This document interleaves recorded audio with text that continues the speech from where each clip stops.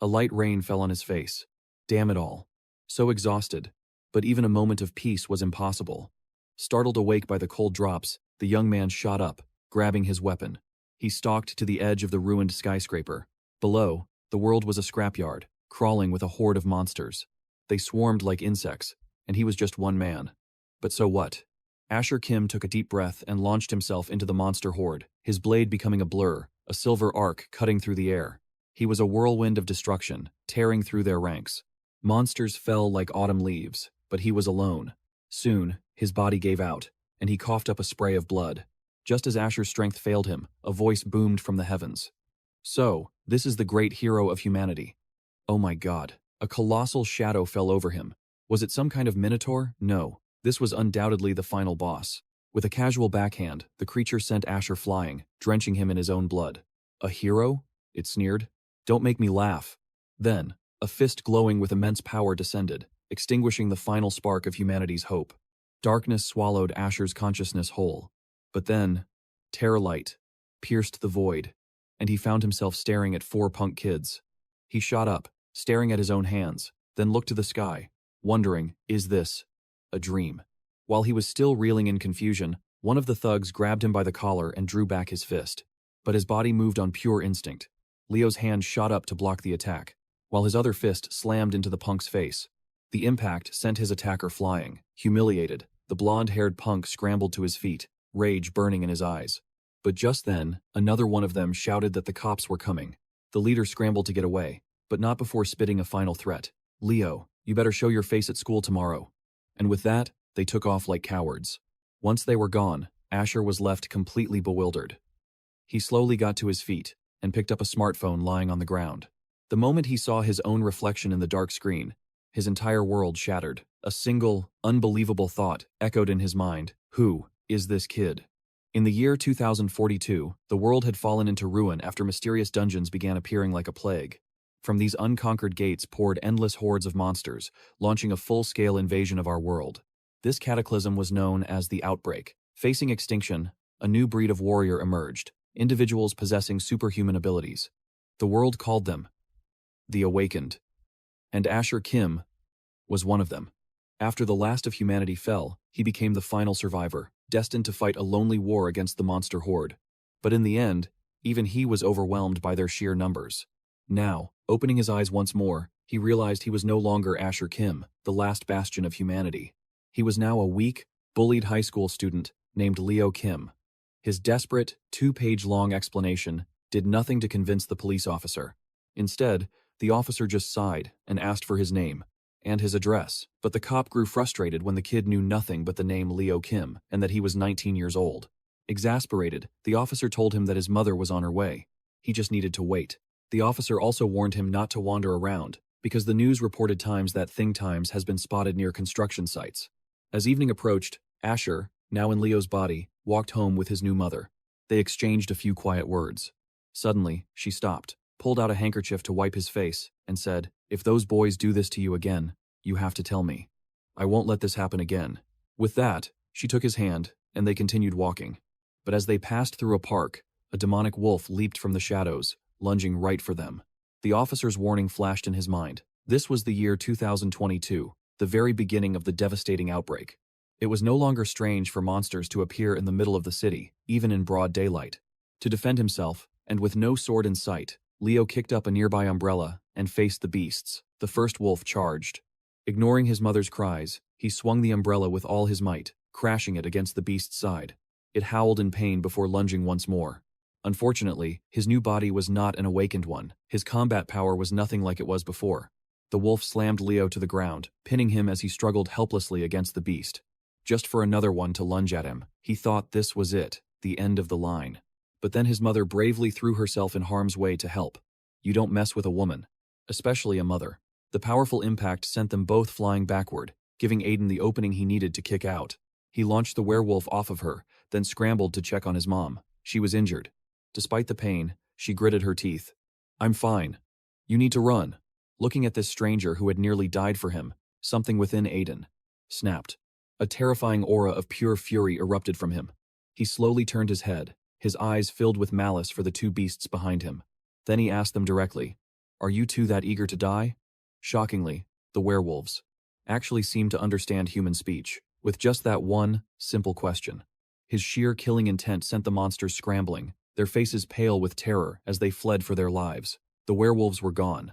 Using the address from a card in her wallet, Aiden managed to get his mother home to rest. After laying her down on the sofa, he finally looked down at his own hands, a question burning in his mind. Why am I this weak? Was he reborn as a useless failure, only to repeat the same mistakes from his past life? While Aiden was drowning in self-blame, a dimensional gate and the system guide suddenly appeared. User eligibility confirmed. Opening portal connection to user Aiden Kim.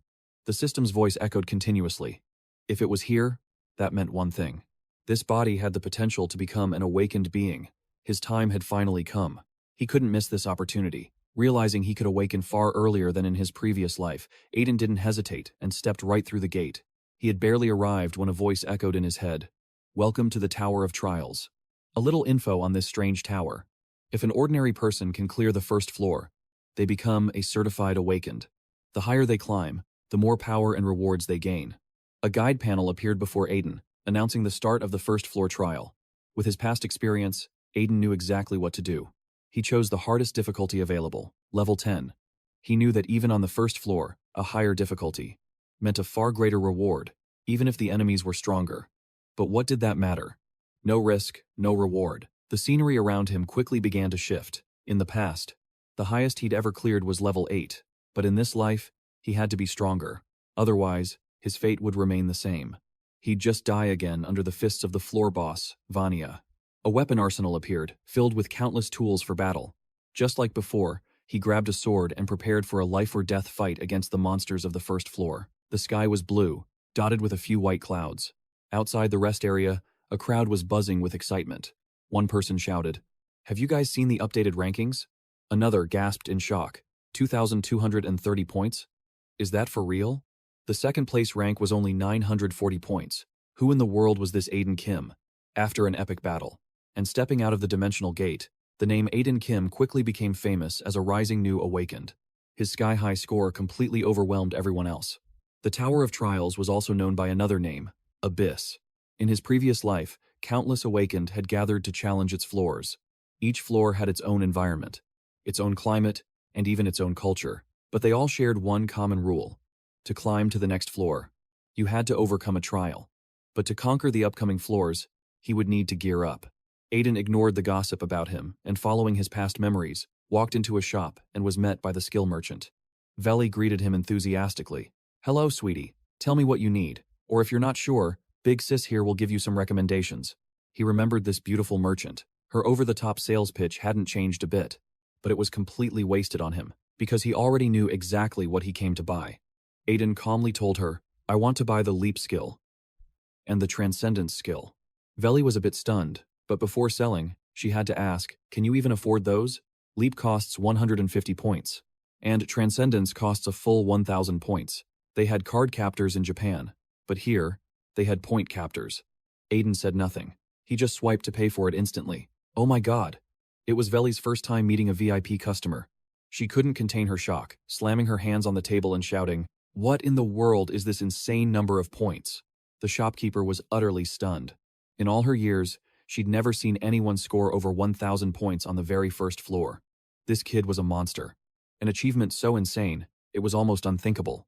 But Leo had no time to explain himself. He already had everything he needed. He found a nearby bench to activate his new skills and review his status all at once. 2 skill books materialized before his eyes. To learn a skill, an awakened needs a specific mana level, but growth-type skills are exceedingly rare finds in the tower's shops. He had acquired the palm conversion skill. In his other hand, a vial appeared, an item just as crucial, the lowest grade mana catalyst. The name sounded worthless, but it amplified mana levels and capacity based on the user's own potential. It's a common item in the basic reward shop after completing a trial.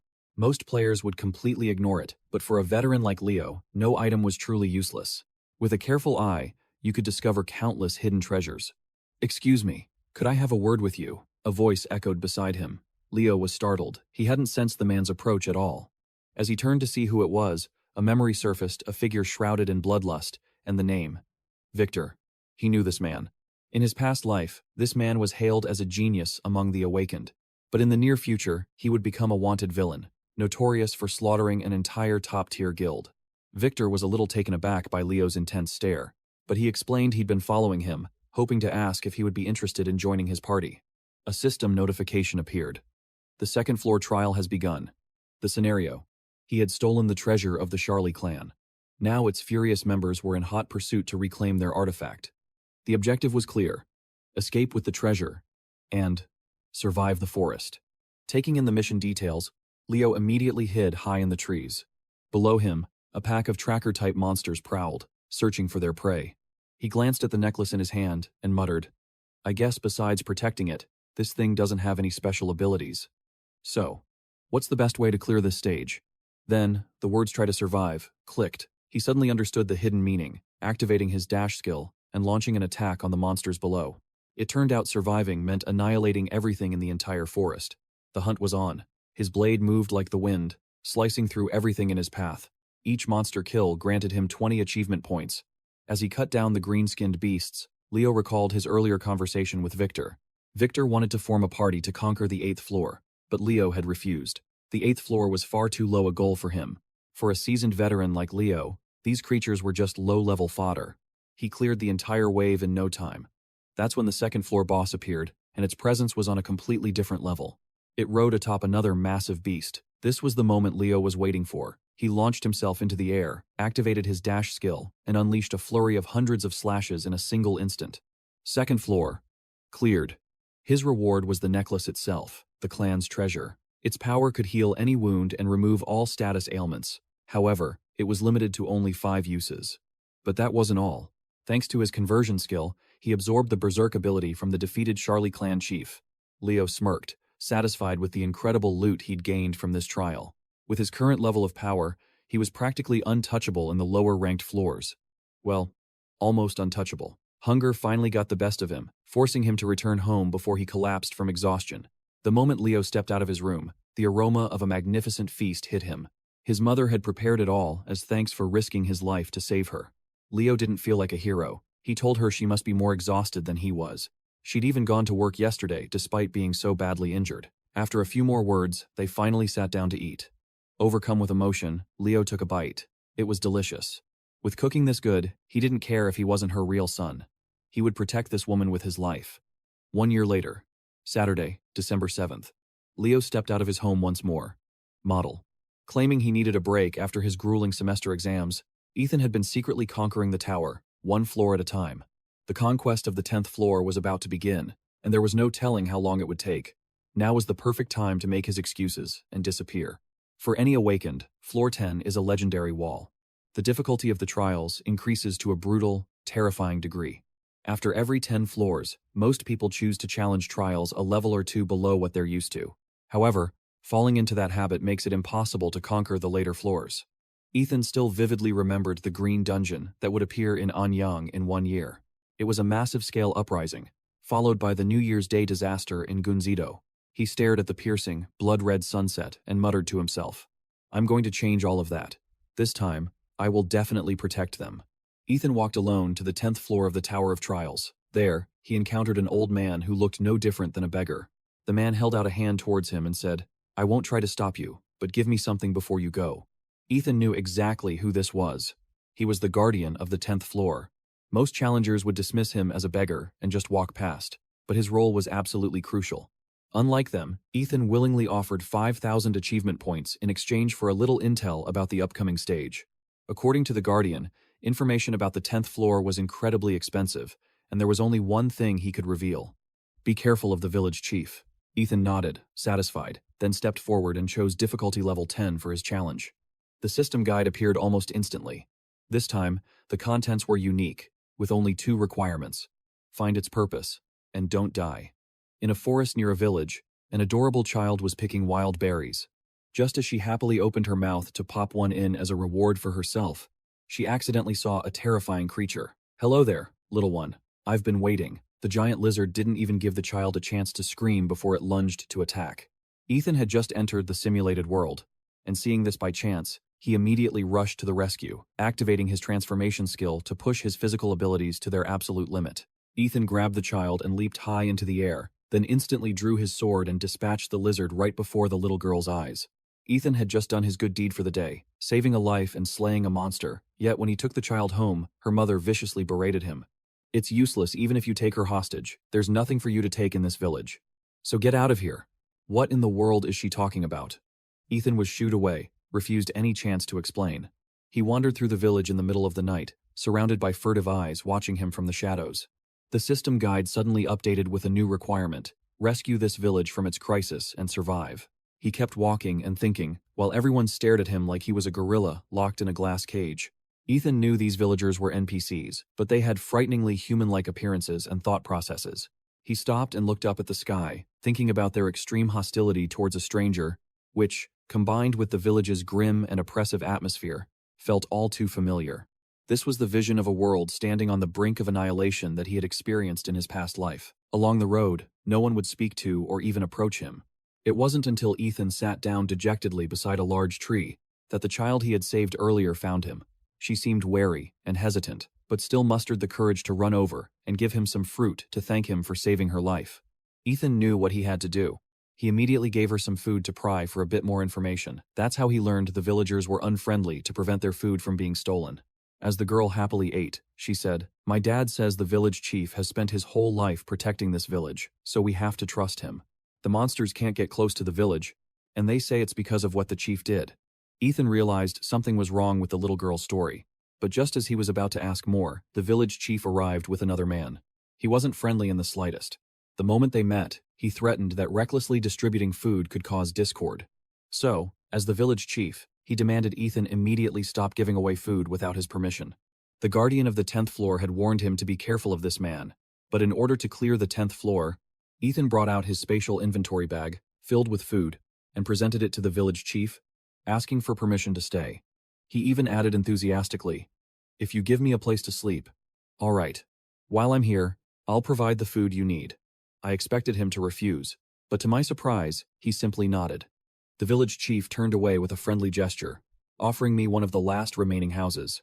Now that I had permission to stay, I began exploring the village that night, searching for any clues. Along the way, Ethan happened to see a large group of villagers gathered together, praying for something. This sight wasn't strange to him at all. In his past life, he'd witnessed it 1,000 times. When faced with the end of the world, people find different ways to go mad. But in the end, nothing ever remains. Ethan was allowed to stay, but he had no idea what was truly planned for him. In his office, the village chief was orchestrating a sacrifice. The ritual was a success before, a man reported. "But we still don't have an offering for the ceremony 3 days from now." The chief simply hummed in response. He had a plan from the start. That was why he let Ethan stay. He handed the man a vial of sleeping potion. His orders were clear. In 3 days, knock the boy out and drop him down to it. The chief justified it as a small sacrifice for the greater good. A serpent fiend lived beneath the village, and it only ate humans. But thanks to its presence, no other monsters dared to invade their territory. As the village chief, he'd rather sacrifice a few for the many, feeling no remorse. After all, that's what a hero must do. 4 days later, Ethan was dragged to the sacrificial altar, completely unconscious. The rope was cut. He was dropped into a cellar where the serpent fiend was living and nesting its eggs. A day passed, and the village chief crept over to the location. He wanted to see how far the serpent had marked its territory. He thought to himself, it should be done digesting by now, almost time to expand its domain again. But when the heavy cellar door swung open, the sight that greeted him was the colossal serpent he had raised. Chopped into several pieces by the outsider, Ethan, ready to be pickled in a jar. Not only was Ethan alive, he was standing there, sword in hand, completely drenched in blood. He coldly questioned the old man standing before him. "What brings you all the way down here? Village chief?" The chief couldn't answer. He could only tremble, unable to believe the scene unfolding before his eyes. Seeing his dead serpent, he flew into a rage, screaming that Ethan had ruined everything. If the serpent fiend didn't continue marking its territory, other monsters would find their way to the village and attack. He kept repeating that he was saving this place. But Ethan knew better. A carnivorous serpent fiend spends most of its time sleeping when it's not eating. And most importantly, they never see their keeper as prey. Ethan stepped closer to the chief. "Your role as a hero ends now," he said. "You took things too far, and now you've created a bigger problem." Ethan carried the serpent's head before the villagers, exposing all of the chief's lies for them to see. Next, he poured out the eggs he had collected onto the ground. I once said this species has a unique trait. It won't harm the one who raises it, right? Using this characteristic, you will all raise these young serpent fiends together. He looked at the pale, horrified faces of the villagers. He added that if they agreed to his method, they would never have to sacrifice another person again. Instead, they would feed the serpents with monsters. It sounded like a good plan, but the villagers protested. They claimed they were just farmers, armed only with farming tools. They could never hunt monsters. They passed the blame around, with no one willing to step up and take on such a heavy responsibility. Ethan's anger flared at their cowardly words. "Fine," he said, bluntly, "then accept your fate. If you won't protect yourselves, you can give up and continue sacrificing your own people." An immediate silence fell over the crowd. He had already predicted this outcome. It was because of their dependent lifestyle that reluctant heroes, like him, had to be born. But just as he was about to find another way to complete his mission, a small voice rang out. A little girl, trembling behind her mother, still resolutely said she wanted to help. "I want to be strong like you and help my village." Her words were perfect. A 10 out of 10. That little girl's courage was the spark that ignited a flame of bravery in the others. No one dared to reject Ethan's idea any longer. A young man approached him and asked quietly, "For the time that you're still here, can you teach us how to fight?" Since they were the ones asking, Ethan was more than happy to agree. With that, his quest progress shot up to 60%. Now, all he had to do was stick to the plan. Days passed. Having earned their trust, Ethan began training the villagers to fight the monsters. Little by little, they learned that hunting the young beasts was enough to keep them fed. After dicing a giant centipede like it was a mere vegetable, Ethan checked his system window. But he noticed his quest progress was stuck at a stubborn 90%, with no sign of changing. As he stood there wondering if the village chief was involved, the ground began to tremble violently. Something impossibly large slammed down in front of him, sending earth flying before soaring into the sky. Ethan looked up to see the one natural enemy of the serpent beasts had appeared. It was known as the Azure Flame Divine Bird. A colossal, vibrant blue bird whose fiery screams could incinerate anything to ash. The wicked village chief, who had been missing for days, was the one who had unleashed it. He watched it circle the sky with a triumphant grin, shouting, "Behold the arrival of the divine bird, long may it reign. At this level, these villagers will treat me like a god." He thought his moment had finally come. Soon, he would be the chief who controlled a terrifyingly powerful monster. But karma strikes fast. The chief barely had a moment to admire his pet before it blasted him with a scorching flame. Minor villains truly get written off fast. In a flash, the 70-kilogram man was reduced to nothing more than a pile of fine dust. The monster was now heading straight for the village. Knowing disaster was imminent, Ethan immediately gave chase. He sprinted wildly, activated his burst skill, and slashed at the bird's underbelly. But his luck ran out. Not only did he miss, but he was snatched by its massive talons. Ethan was now in a freefall, his dream of being a hero seemingly out of reach. But he refused to give up. He attached a rope to his sword's hilt, and the moment his feet touched the ground, he launched himself back into the sky to continue the fight. Ethan threw his sword like a grappling hook. Once the rope was wrapped around the bird's beak, he pulled it tight, using the momentum to get closer to the busa. If he couldn't reach it from the ground, he would force himself to reach it in the air. Ethan's resolve was absolute. Seizing the opportunity, he instantly activated his switch skill. Copy complete. All targets' abilities acquired. Now it was his turn to fight the Azure Flame Divine Bird with its own fire. Ethan's body erupted in crimson flames, overwhelming the heat of the monster, even though he had copied its ability. But just as he feared, his current level was too low. He couldn't deal any significant damage to this creature. Suddenly, the rope burned through. Ethan's body, ravaged by the divine fire, felt like it was about to give out.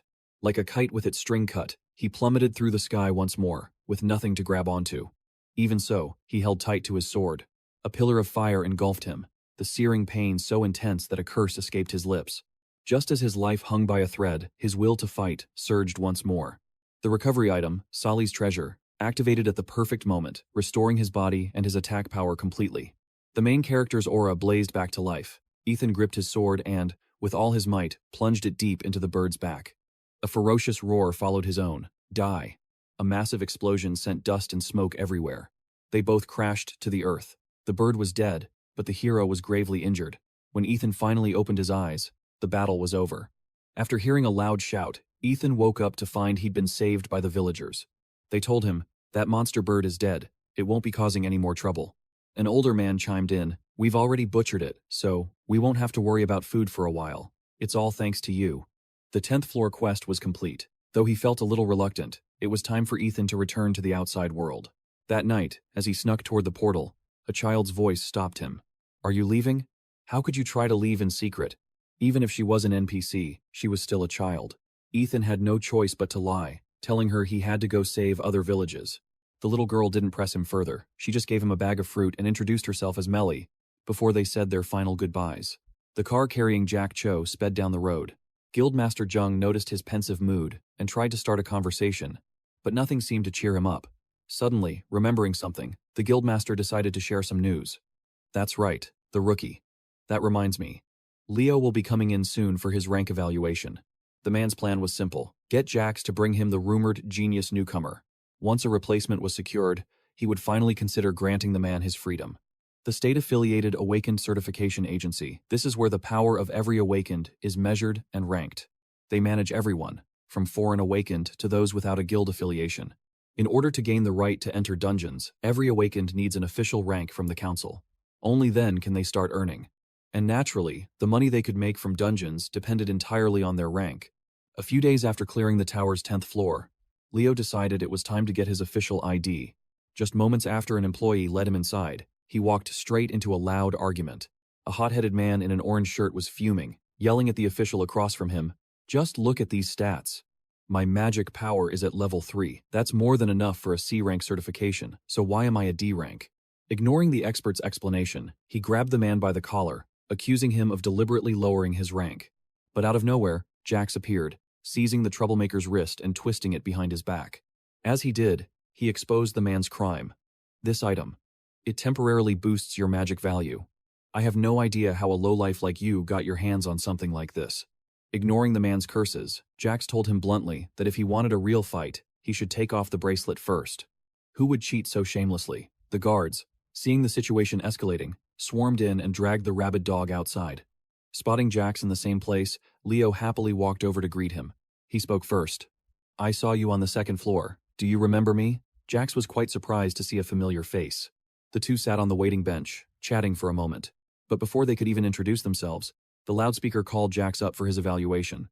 Leo watched from his seat, carefully observing the young man who had just grinned at him. He's already joined the Aries guild. The very same guild that will be wiped out in the future. Leo wondered to himself, why would he make that choice? Just as everyone in the hall expected, the young man's mana level hit 44 on his very first visit. It was enough to secure a B rank. After his assessment, Jax returned to his seat. He was about to continue the conversation with his new acquaintance when the announcer's voice echoed, "Unaffiliated, awakened. Leo, please come down." Amidst the growing buzz in the room, our main character stood up with a perfectly calm expression, telling Jax to wait for him because he'd be back in a flash. Following the staff's instructions, Leo placed his hand on the mana measurement device and closed his eyes. Then, he unleashed his power. Although he had calculated it carefully, the brief surge of energy was enough to leave Jax utterly stunned. Unaffiliated, awakened, Leo. Mana level, 29, rank, C. The moment the results were announced, Jax couldn't help but shout. Just a second ago, he clearly felt an aura of at least A rank or higher. How could the result possibly be this low? His excitement peaked, and then crashed in an instant, because Jax ultimately trusted the machine. He figured he must have been mistaken. No one would be foolish enough to hide their power like that. Even if they wanted to, only a world-class awakened could possibly pull off such a feat. Meanwhile, Leo grabbed his new ID and rushed out of the hall, his face covered in a cold sweat. Damn it, I screwed up. Even though he had tried his best to hold back, for a split second, he had accidentally revealed his true power. Part of the reason was that all his stats had increased after conquering the 10th floor. Among them, his Holy Fire skill had also developed into a powerful, level-based ability. While he was anxiously lost in thought, Jax approached him from a distance to start a conversation. He was still hung up on what happened in the evaluation hall and wanted to ask Leo about it directly. But before he could say a word, a D-rank thug cut in. It turned out to be the same cheater, still bitter about being exposed, and now dead set on revenge. Too bad for him, he clearly didn't check his horoscope this morning. Before he could even flicker, he was effortlessly killed right in front of them both. The attacker barely did a thing. A mere touch was all it took for his opponent to collapse at his feet. With the lackey dealt with, the man strode directly towards Hector. After a brief greeting, his gaze shifted to Aiden, and he demanded answers from his subordinate. Who was this kid standing before him? Hector answered with a stutter, saying he'd just met him in the evaluation room. and he wanted to recruit him for the guild since his rank wasn't half bad. Meanwhile, an intrigued Donovan Yang approached Aiden to introduce himself, but Hector was frantically signaling for him to refuse. The man introduced himself as Donovan Yang, the guild master of Aries. Then, he demanded to know Aiden's name. "My name is Aiden Kim." Hector's face went pale. His desperate signals had been completely ignored. He quickly jumped in between them to explain, No, that's not the Aiden Kim you're thinking of, sir. That one is a C rank awakened. There's no way this is him." At first, Donovan's face lit up with excitement. He thought he'd finally found the person he was searching for, but after seeing the C rank ID card, his expression soured, and he instantly lost all interest. "I'm not interested, and even if I were the Aiden Kim from the rumors, I would never join your guild," Aiden declared, disgusted by the man's murderous reputation. But Donovan took pride in it, boasting that his guild was backed by a powerful master like himself. Their guild wielded enough power to escape any consequence, even for the crime of taking a human life. It was a clash of absolute opposites. Their ideals were so different that the conversation quickly hit a dead end. Donovan decided there was nothing more to say. He grabbed Hector and turned to leave, but it wasn't over just yet. As Hector walked past, Aiden stopped him for a split second, secretly slipping him a small piece of paper. He whispered that if he ever needed help, he should get in contact. Then he stepped aside, allowing them to depart. That evening, Aiden returned home and began digging through online news feeds, searching for information on the A rank awakened. He wanted to know exactly how that man and his guild operated. It turned out they were nothing but glorified gangsters who solved problems with their fists. Old habits die hard, and after forming a guild, their violent activities had only escalated. He wanted to intervene in the conflict between Hector and the guild, but first, he had more pressing matters to deal with. To classify the difficulty of dungeons, people rely on their colors, which follow a rainbow-like spectrum. The closer the color is to violet, the higher the difficulty. The orange dungeon was ranked second from the bottom. If a party has many C-rank members, this is the perfect dungeon to enter and gain experience. Time passed. On January 1st, 2024, in Gwangju of Gyeonggi-do Province, Aiden joined the raid team for the Gwangju Orange Dungeon. The first to speak with him was the party leader, Leo Lee, a friendly and approachable man, but the others weren't nearly as welcoming. A short-haired woman was a prime example. After learning he wasn't the famous Aiden Kim, she approached him with a snarl. "Were you even properly evaluated? I doubt you'll be of any use to us." But Aiden was once the last human on Earth. He feared no one and immediately fired back like a whip crack. "I never thought I'd hear something like that. From someone who is the exact same C rank as me." Indeed, besides her, the other women in the group were quite friendly. While he was talking with Kayla Kim, the team's healer, he pointed towards a heavily cloaked figure and asked, "Who's that?" But just like him, almost no one here knew who that person was. They had all been gathered from different places, so they weren't very familiar with each other. Aiden joined this specific group because he knew their dark future. Every single person in this party was destined to die. The detail that caught his attention was that only 5 of the 6 members would be murdered. His mission this time was to find the culprit hiding among them. The team had barely entered the dungeon when a massive green cyclops launched a surprise attack. A swift ambush sent rocks and debris flying.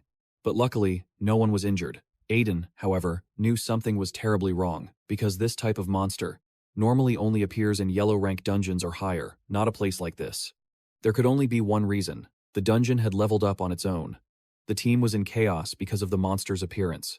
While they argued about whether to retreat or stay, the Cyclops swung its massive club toward them again. Leo, the party leader and the only B rank here, simply wasn't strong enough. He couldn't block the vicious attack. He was sent flying, and the next blow came raining down. This time, the one who blocked the giant club was Aiden, who in that critical moment also managed to dodge a surprise punch. Before the stunned eyes of his party members, Aiden cut through their shock and stated the facts. The dungeon has changed. The old exit had been completely sealed off. From now on, they were on their own. There would be no miracles. This devastating truth struck the raid party like a bolt of lightning. Just then, the dungeon began to shake violently. It was over. This place was about to become their tomb. A single Cyclops had already pushed them to their limits. How could they possibly face an entire horde of grotesque monsters swarming toward them? "Leave the Cyclops to me," Ethan told Captain Marcus, before charging ahead with the confidence of a seasoned warrior. He knew exactly what to do. The enemy force consisted of 30 lesser monsters and 1 massive Cyclops. Besides the hulking green beast, the rest were weaklings, a perfect challenge for the rest of the party. He could annihilate them all with a single blow, but that would expose his true power. So, for now, he would focus only on the main target. The Cyclops' weakness was its hidden eye. Ethan kicked off the ground, soaring high before landing squarely on the monster's wrist. He then drew his sword, plunging the blade deep into the back of its hand with all his might. His reasoning was simple. The creature always held its club with an unnaturally tight grip. It wasn't just for attacking. It had to be hiding something. "Ethan, look out." The warning came too late. A colossal right hand snatched him out of the air. A brief moment of carelessness had left him wide open. The true eye wasn't in its weapon hand, it was in the other one. The Cyclops brought its massive palms together in a thunderous clap. Compared to the beast, the hunters were nothing but insects. One squeeze, and they'd be crushed. Everyone thought Ethan was done for, the first to fall. But then, a miracle occurred. Ethan not only broke free, but he shot high into the air, all thanks to his newly activated skill. He had just copied the Cyclops' power. His body overflowed with energy as his strength stats suddenly skyrocketed. Combined with his previously accumulated stats, his combat ability was now far greater than anyone could have imagined. Nearby, a worried Captain Marcus rushed over to check on him, but Ethan completely ignored him. The moment his feet touched the ground, he launched himself forward again, unleashing a flurry of slashes that wiped out the low-level mobs in an instant. Time to end this. After dodging a sneak attack, he reappeared behind the Cyclops. He brought his sword down hard on its head, and then unleashed his power in a final devastating storm of blades. The unfortunate Cyclops was shredded into 1,000 tiny pieces. The rest of the party had just finished cleaning up their own mess when Captain Marcus confessed helplessly to the others. "To be honest, this is the first time I've ever been in a situation like this. I have no guide or protocol for something of this scale." With the battle over, they decided to take a moment to rest. Since his performance was far too flashy for a C-ranker, Ethan had to feign exhaustion to get healed. The healer, Alara, ran over at the captain's request. As she used her ability to restore his health, she started to gossip. "Ethan, aren't you worried?" Seeing his confusion, she clarified, "I mean, about the others here. Leo is scared to death, while Mia hasn't stopped complaining. And then there's that one guy that we know absolutely nothing about." Her gossip then shifted to their leader, Marcus, and his assistant, Aaron. "I've heard some nasty rumors. I'm worried that, once we get out of this dungeon, we might not receive any of our promised rewards." Just then, Marcus himself approached Ethan and spoke directly. "I need a word with you. Can you walk with me?" His timing was impeccable. Ethan agreed with a nod, but a strange glint appeared in his eyes. No one knew what the two of them discussed. Regardless, the party had to press on. Soon, a massive set of doors blocked their path. One by one, they stepped through. But it wasn't long before they noticed something on the opposite side of the chamber. It was another door. Thinking it was the exit, they rushed forward, only for a system window to appear. It announced that a trial dungeon was about to begin, and it presented them with two choices. The first trial, they would have to fight monsters continuously for a full 30 minutes. The second trial, they would have to evade a horde of monsters for 30 minutes. If they didn't decide within 10 minutes, the system would make a random choice for them. The raid party finally understood the stakes. They immediately broke into a heated argument, torn between fighting the monsters and running away. The short-haired girl, Mia, always the first to suggest running, she insisted they had to escape. The dungeon's difficulty was just too high. Fighting these monsters head-on was pure suicide. But the young man with the sharp haircut just scratched his face and disagreed. "But if we fight instead of running, won't the rewards be that much greater? Besides, we're holding our own pretty well right now." The argument grew more intense with every word, almost coming to blows. Jacob took a step back to get a better look at the situation. That's why he gave full authority to Aiden. After all, Aiden was the only reason they'd won their last battle and made it this far. "I think our best bet is to fight." Aiden explained his reasoning. Between fighting and fleeing, running was definitely the easier option. However, that would start a deadly game of tag, with a horde of unbeatable monsters hot on their heels. Not to mention, who knew what horrors awaited them behind the supposed exit? Jacob found himself agreeing with this logic. And so, the party formed a defensive circle, preparing for the battle to come. The timer hit 0. As the colossal doors swung open, a tide of monsters of all shapes and sizes swarmed in, unleashing their attack. Just as everyone was fighting to the point of exhaustion, the exit door suddenly creaked open. Appearing in the doorway was a mysterious, cloaked figure, pierced with countless wounds from accidentally stepping on a trap. Instantly, the monsters vanished. A system notification announced the mission was aborted and would restart in 10 minutes. All participants were ordered to pass through the gate and wait at the exit. The short-haired woman exploded with rage. "We were less than 5 minutes away from clearing the trials. Who in the hell opened that gate?" While everyone else wanted to switch their choice to fleeing, only Aiden and Jacob held firm, insisting they continue the fight. Aiden explained his theory to the group. The system said monsters would be summoned for the second trial. It never mentioned traps. The system doesn't lie, so the traps were likely only activated because someone tried to abandon the path we chose. We're all dead in 3 minutes anyway, so why not give it our all before the end? It took a few minutes, but they convinced the others to follow the system's instructions. But as the party members began to leave and prepare to close the door, only Aiden insisted on staying behind. And of course, he wasn't staying alone. He pulled the woman named Yuna back with him.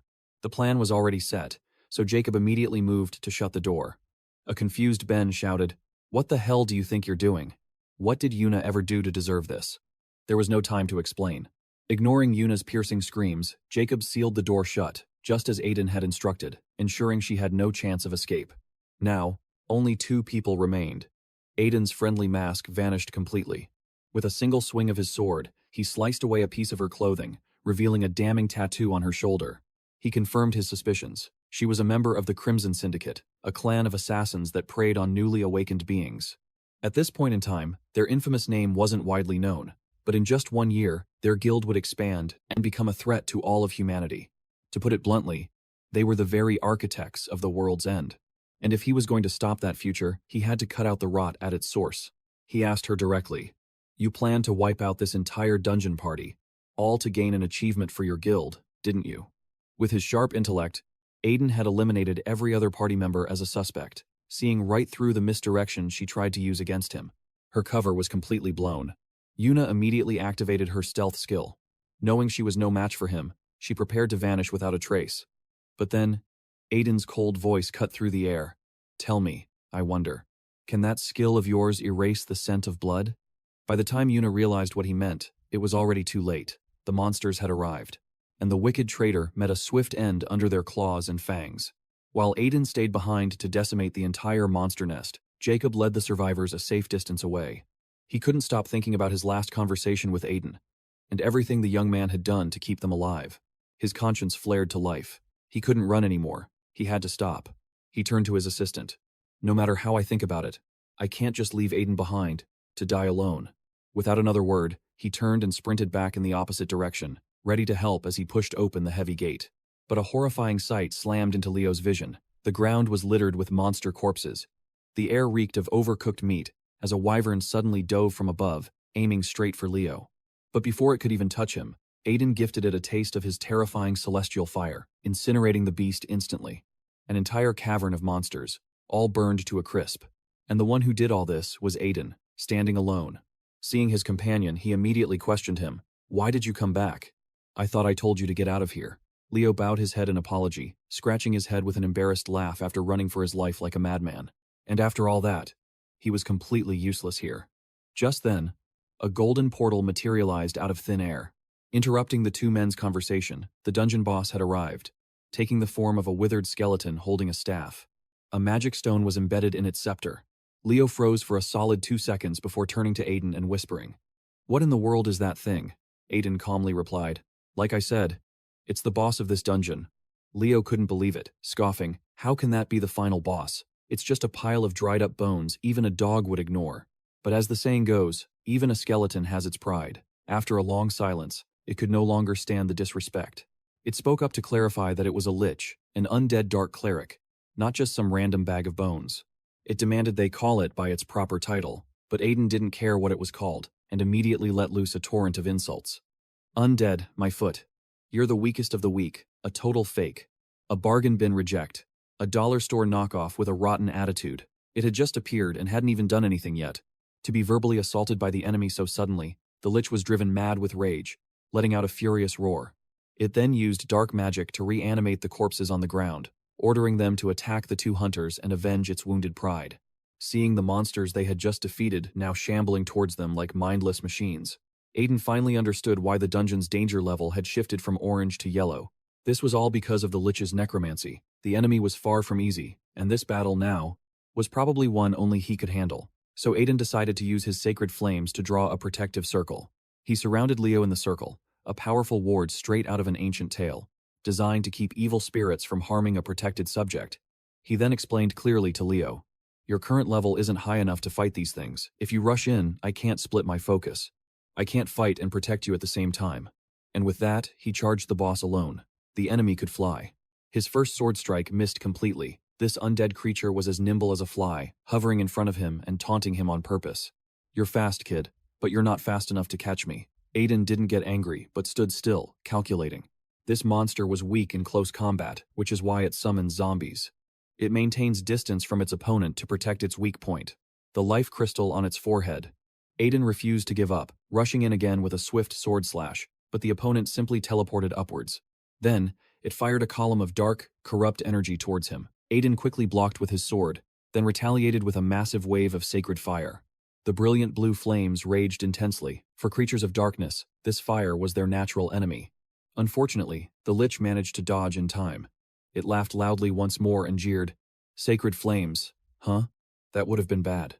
I would have taken some serious damage, right? But you'll never touch me." Not only that, it told him to take a good look at his own sword, because anything that touched its necrotic energy would slowly be corroded.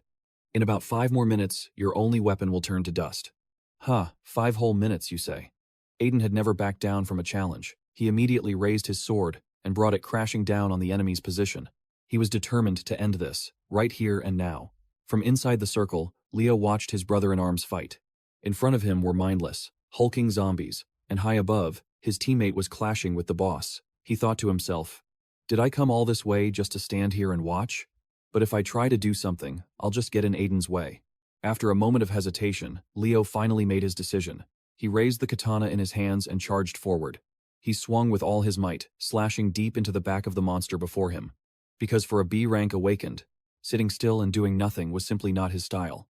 Aiden glanced over and saw that Leo wasn't staying put. He hadn't followed his orders, but instead was using the sacred flames Aiden created to fight the monsters himself. A smart teammate who knows how to use his head. He was definitely not dead weight. Aiden cracked a smile and decided to change his strategy. He turned his back on the lich, abandoning the boss fight to aid his struggling comrades. A whirlwind of blades swept through the battlefield. Aiden landed before Ethan, then turned to the skeletal mage. "Running? Where do you think you're going?" "We're just getting started." Aiden then faced his team leader directly. "I want to apologize for what I said earlier. Let's clear out these small fry first. Then, I want us to take down that monster together."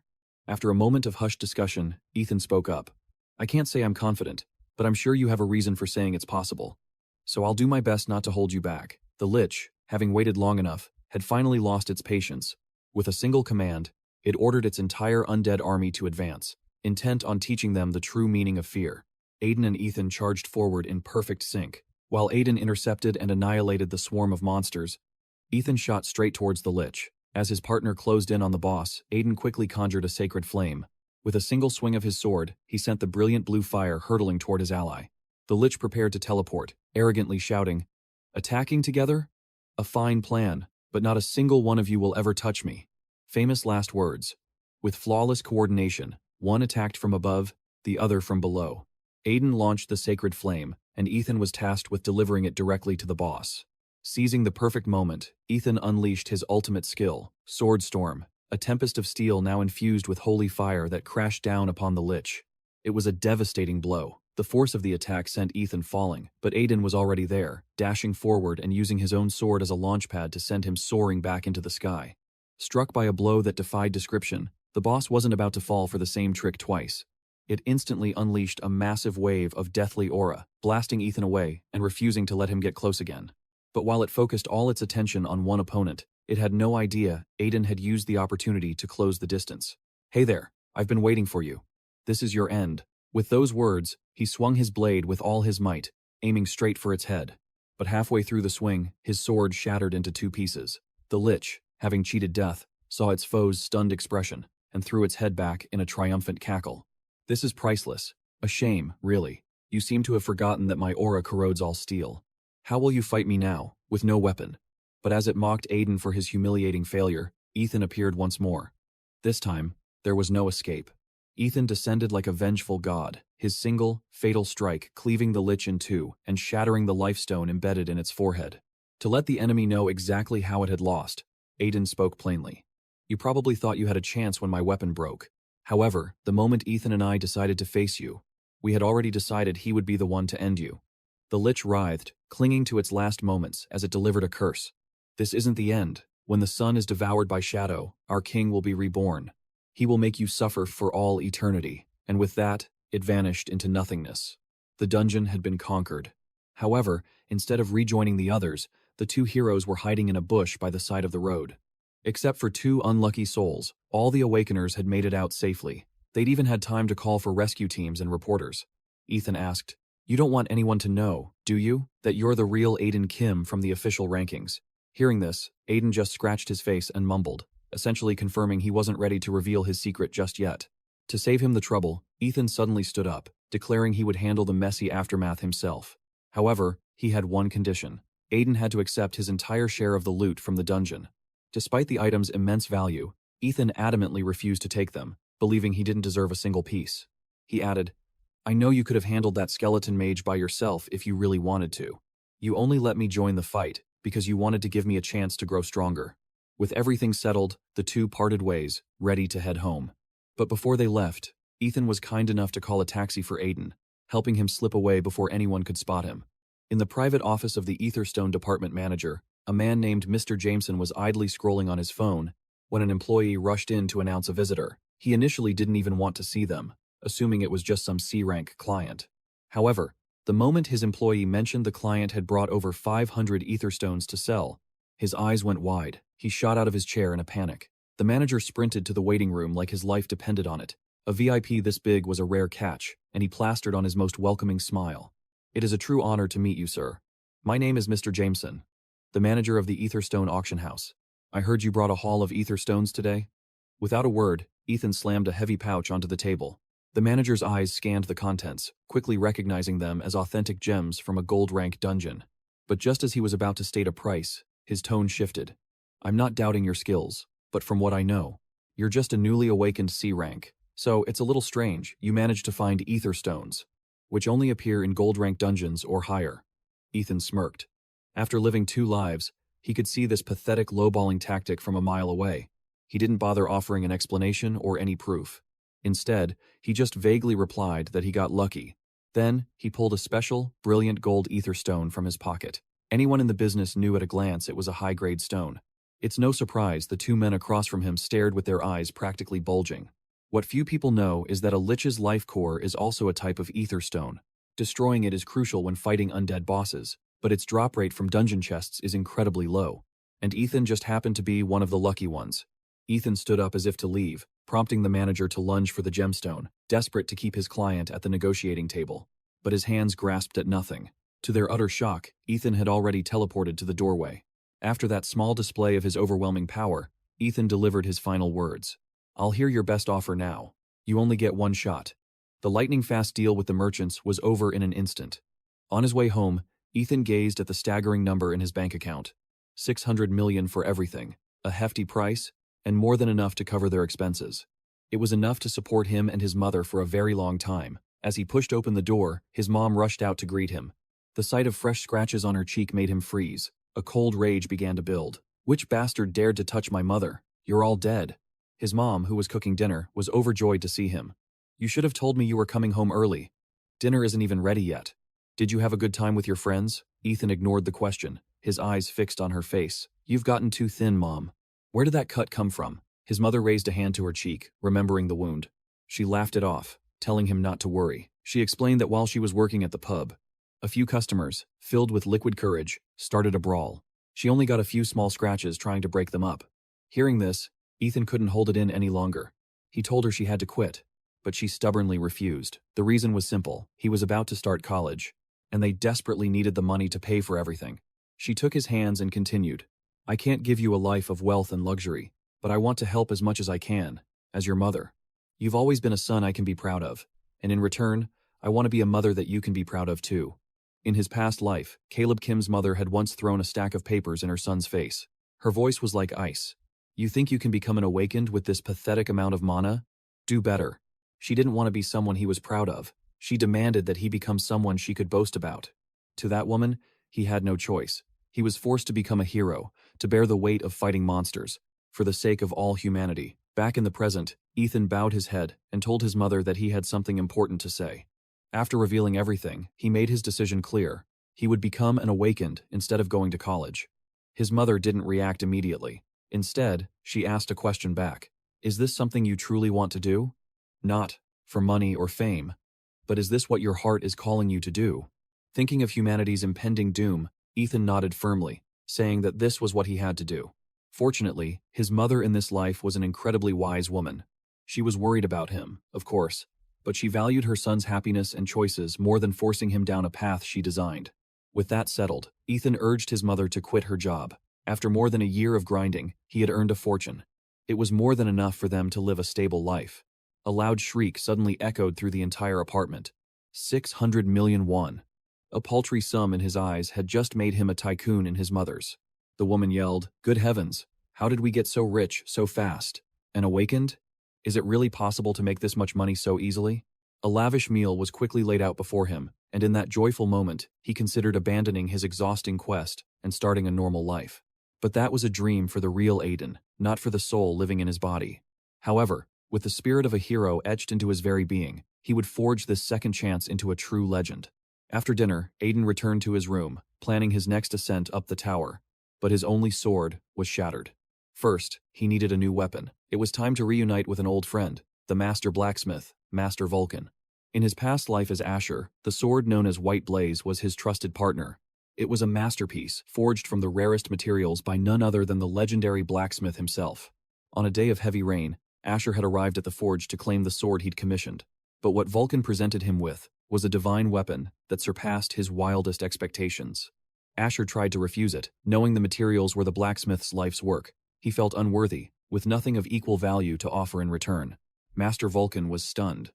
But unlike everyone else in the world, he was willing to sacrifice everything to forge the perfect blade for the hero. He could see that the more famous Asher became, the heavier the burden he carried. Wasn't that the height of unfairness?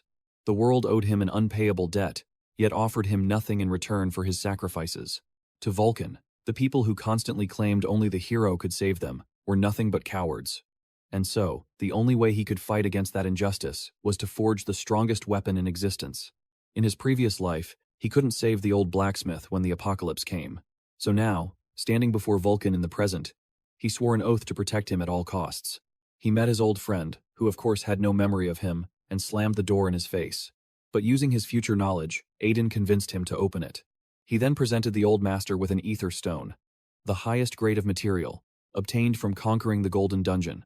In this era, an item like this was priceless. The world would only learn of its existence after the Gwangju dungeon break in the future. Master Vulcan didn't ask about Aiden's past. His eyes were glued to the treasure in his hands.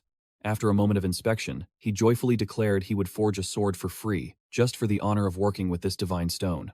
The weapon would take 10 months to complete, so Vulcan told him to take any other weapon from the shop for the time being. Something was better than nothing. Just as Aiden stepped outside, a spatial gate coincidentally opened right before him. He resumed his conquest of the tower, beginning the grind once more. Time flew by, and in a flash, half a year had passed. On one clear day, he knew the time had come. Without hesitation, he called his trusted friend, Leo. He boldly asked for 3 favors. First, find him a secluded residence on the outskirts of Seoul. Second, he needed him to track down a gang and dig up some information on them. A woman named Kara was one of their lowest-ranking members. But when she vanished without completing her objective, the other members were bound to get suspicious. Aiden needed to track them, but he didn't have the time. Thankfully, his friend Leo took on the case, even while stuck in a hospital bed with a cast. And for his final request, he would need an ally for the Green Dungeon break, set to erupt on October 24th in Anyong City. Though he didn't know if the prophecy was true, Leo agreed without question. And so, between now and that fateful day, Aiden had to conquer 20 floors of the tower to gain the power needed to face the coming disaster. For the 19th floor trial, he was transported to a rat's nest with one mission: survive and escape. A horrifying swarm of rats was gathered within the carcass of a colossal skeleton. Luckily, the system spawned him a safe distance away, not in the very center of that writhing mass of creatures. They had just finished a meal, but Aiden's sudden appearance instantly turned him into their next appetizer. An army of starving rats surged toward him. Aiden greeted them with a storm of sword strikes, each one moving like lightning. Suddenly, one lunged from behind, its teeth grazing his right arm. Aiden swiftly dodged and cut it down, but he immediately realized the creature's bite contained some kind of potent venom. If one of them dares to bite me, I'll burn their entire nest to the ground as revenge. Jace didn't hesitate, unleashing a massive wave of crimson holy fire to incinerate them. The azure flames crackled and popped as they spread. Hanging onto a rib bone, He surveyed the scene before him and began to calculate his next move. They weren't strong individually, but their numbers were overwhelming. Spamming his sacred fire like this was draining his mana pool fast. And I have no idea what comes after this horde of rats. If only there was a way to wipe them all out in a single blow. In just a moment of distraction, he looked back to see the rats climbing on top of each other, forming a living chain that was rapidly closing in. Unfazed, Jace brandished his sword and cut down a decent number of them. While being swarmed by the writhing mass, his eyes accidentally caught sight of a wet patch on the ground. He wondered, could there be an empty space beneath it? Without a second's delay, Jace immediately grabbed his sword and ignited it with a burst of flame. Then, he plunged it straight into the watery crevice, planning to use his sacred fire to detonate the entire tunnel system below. A terrifying explosion was followed by the appearance of a massive, gaping crater. Defeating the rats wasn't too difficult, but now the real, grueling battle was about to begin. After falling underground, Jace discovered a colossal architectural structure, its walls adorned with strange, intricate carvings. In front of Jace was a single rat. It had fallen down with him, but for some reason, something was scaring it so much it couldn't stop trembling.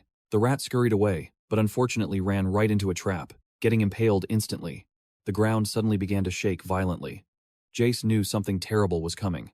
He turned his head and realized this place was ruled by a horrifyingly massive serpent. A single whip of its tail shattered the stone floor, sending debris flying everywhere. Jace managed to dodge just in time and retaliated with a powerful slash, only to have his sword rebound, sending a jarring tremor up his arm. He muttered under his breath. If even Darius's sword was useless, this creature must have incredibly high physical resistance. If this method doesn't work, I'll just have to try another. He hurled a magical attack straight at its face, but it had no effect whatsoever. Not even a single scratch. This beast not only had physical and magical resistance, but it was also lightning fast. The serpent lunged forward for a direct attack. Jace scrambled to the side to evade, but before he could even regain his footing, its tail was already upon him. He leaped high into the air, thinking he was safe this time. But once again, its gaping maw appeared right before his eyes. Jace used his own sword to block the surprise bite. But this meant allowing the monster to slam him straight into a wall. After that high-speed assault, the serpent opened its huge crimson mouth in a threatening display. It looked fearsome, but the current Jace still had more than enough power to defeat it. Jace stood up, gripping his sword tightly. He timed the enemy's next lunge perfectly, and leaped high into the air to dodge. He landed a strike on its head, knowing it wouldn't be a fatal blow, but it would be enough to enrage it into chasing him. Next, he grabbed a dangling vine growing on the wall and activated his speed burst skill. He zipped all over the tunnel at incredible speed, attacking as he moved. He didn't forget to blast its face with a magic fire attack, causing it to stumble. At that moment, he gripped his sword, now cloaked in holy fire, and carved a long gash down its body. The boss of the 19th floor roared in pain, frantically using its tail to fling Jace off its back. Just as it slithered forward, preparing to swallow him whole to avenge the earlier sneak attack, Jace had bought enough time. The serpent was suddenly ensnared by the vines throughout the tunnel, which bound it tightly and left it dangling right before his eyes. Jace cheerfully complimented his opponent: physical resistance, magic resistance, and, on top of all that, regenerative powers. You're the first monster I've faced with all three resistances. But even that's not enough to defeat me, baby. The time has come. Jace's hand glowed with holy fire as he raised it to the sky. Before long, the azure flames took the form of a majestic phoenix, flapping its wings as it soared into the air. This was the fruit of his labor from upgrading his skill when he conquered the 18th floor. It consumed a lot of mana, but its destructive power was 10 times greater than regular holy fire. He gave the command, "Go." The phoenix immediately obeyed Jace, hurtling towards the serpent faster than a bullet fired from a gun. This direct, personal attack was so powerful that a single strike was enough to turn the massive monster into a giant donut. A system window appeared, announcing that the 19th floor had been cleared. All he had to do now was wait for his weapon to be forged and proceed to the 20th floor, a place that would likely dish out a beating just as bad as the 10th floor once did. He stood in the rest area that appeared after clearing a floor of the tower. News of the awakened. Aiden. Clearing the 19th floor with a record-breaking score spread like wildfire. "Did you see it? The rankings?" someone asked. "It looks like he did it again." Another player began to complain. "Is that Aiden even human anymore? How could anyone possibly clear the 19th floor with a score like that?" Back in the real world, a sleek sports car pulled up to a local cafe. Our main character stepped out, looking every bit like a billionaire's heir. His friend Leo had been waiting for a while, and rushed over immediately. "Aiden, my man! So, do you like the car I picked out?" Aiden hesitated for a moment. "I think it's a bit too flashy." But Leo just thought his friend was being far too modest. You're making a fortune, yet you're still taking the subway and bus? How are you ever going to spend all that cash? Just as he was about to praise the car brand, Aiden cut him off and pulled him inside. That's when Leo got down to business, sharing the intel he had gathered. From him, Aiden learned about a guild that was an expert at covering its tracks. The number of deaths and disappearances among the awakened had risen, but most were simply blamed on dungeon clears, so no one had any reason to be suspicious. However, Leo had just discovered an awakened who died out on the streets. According to the autopsy report, poison was involved. Aiden's mind immediately flashed to the guildmaster of Aries. But he didn't reveal the name, instead asking, "Can you investigate this? I have a feeling we'll find something if we follow that lead." After talking a bit more, the two parted ways.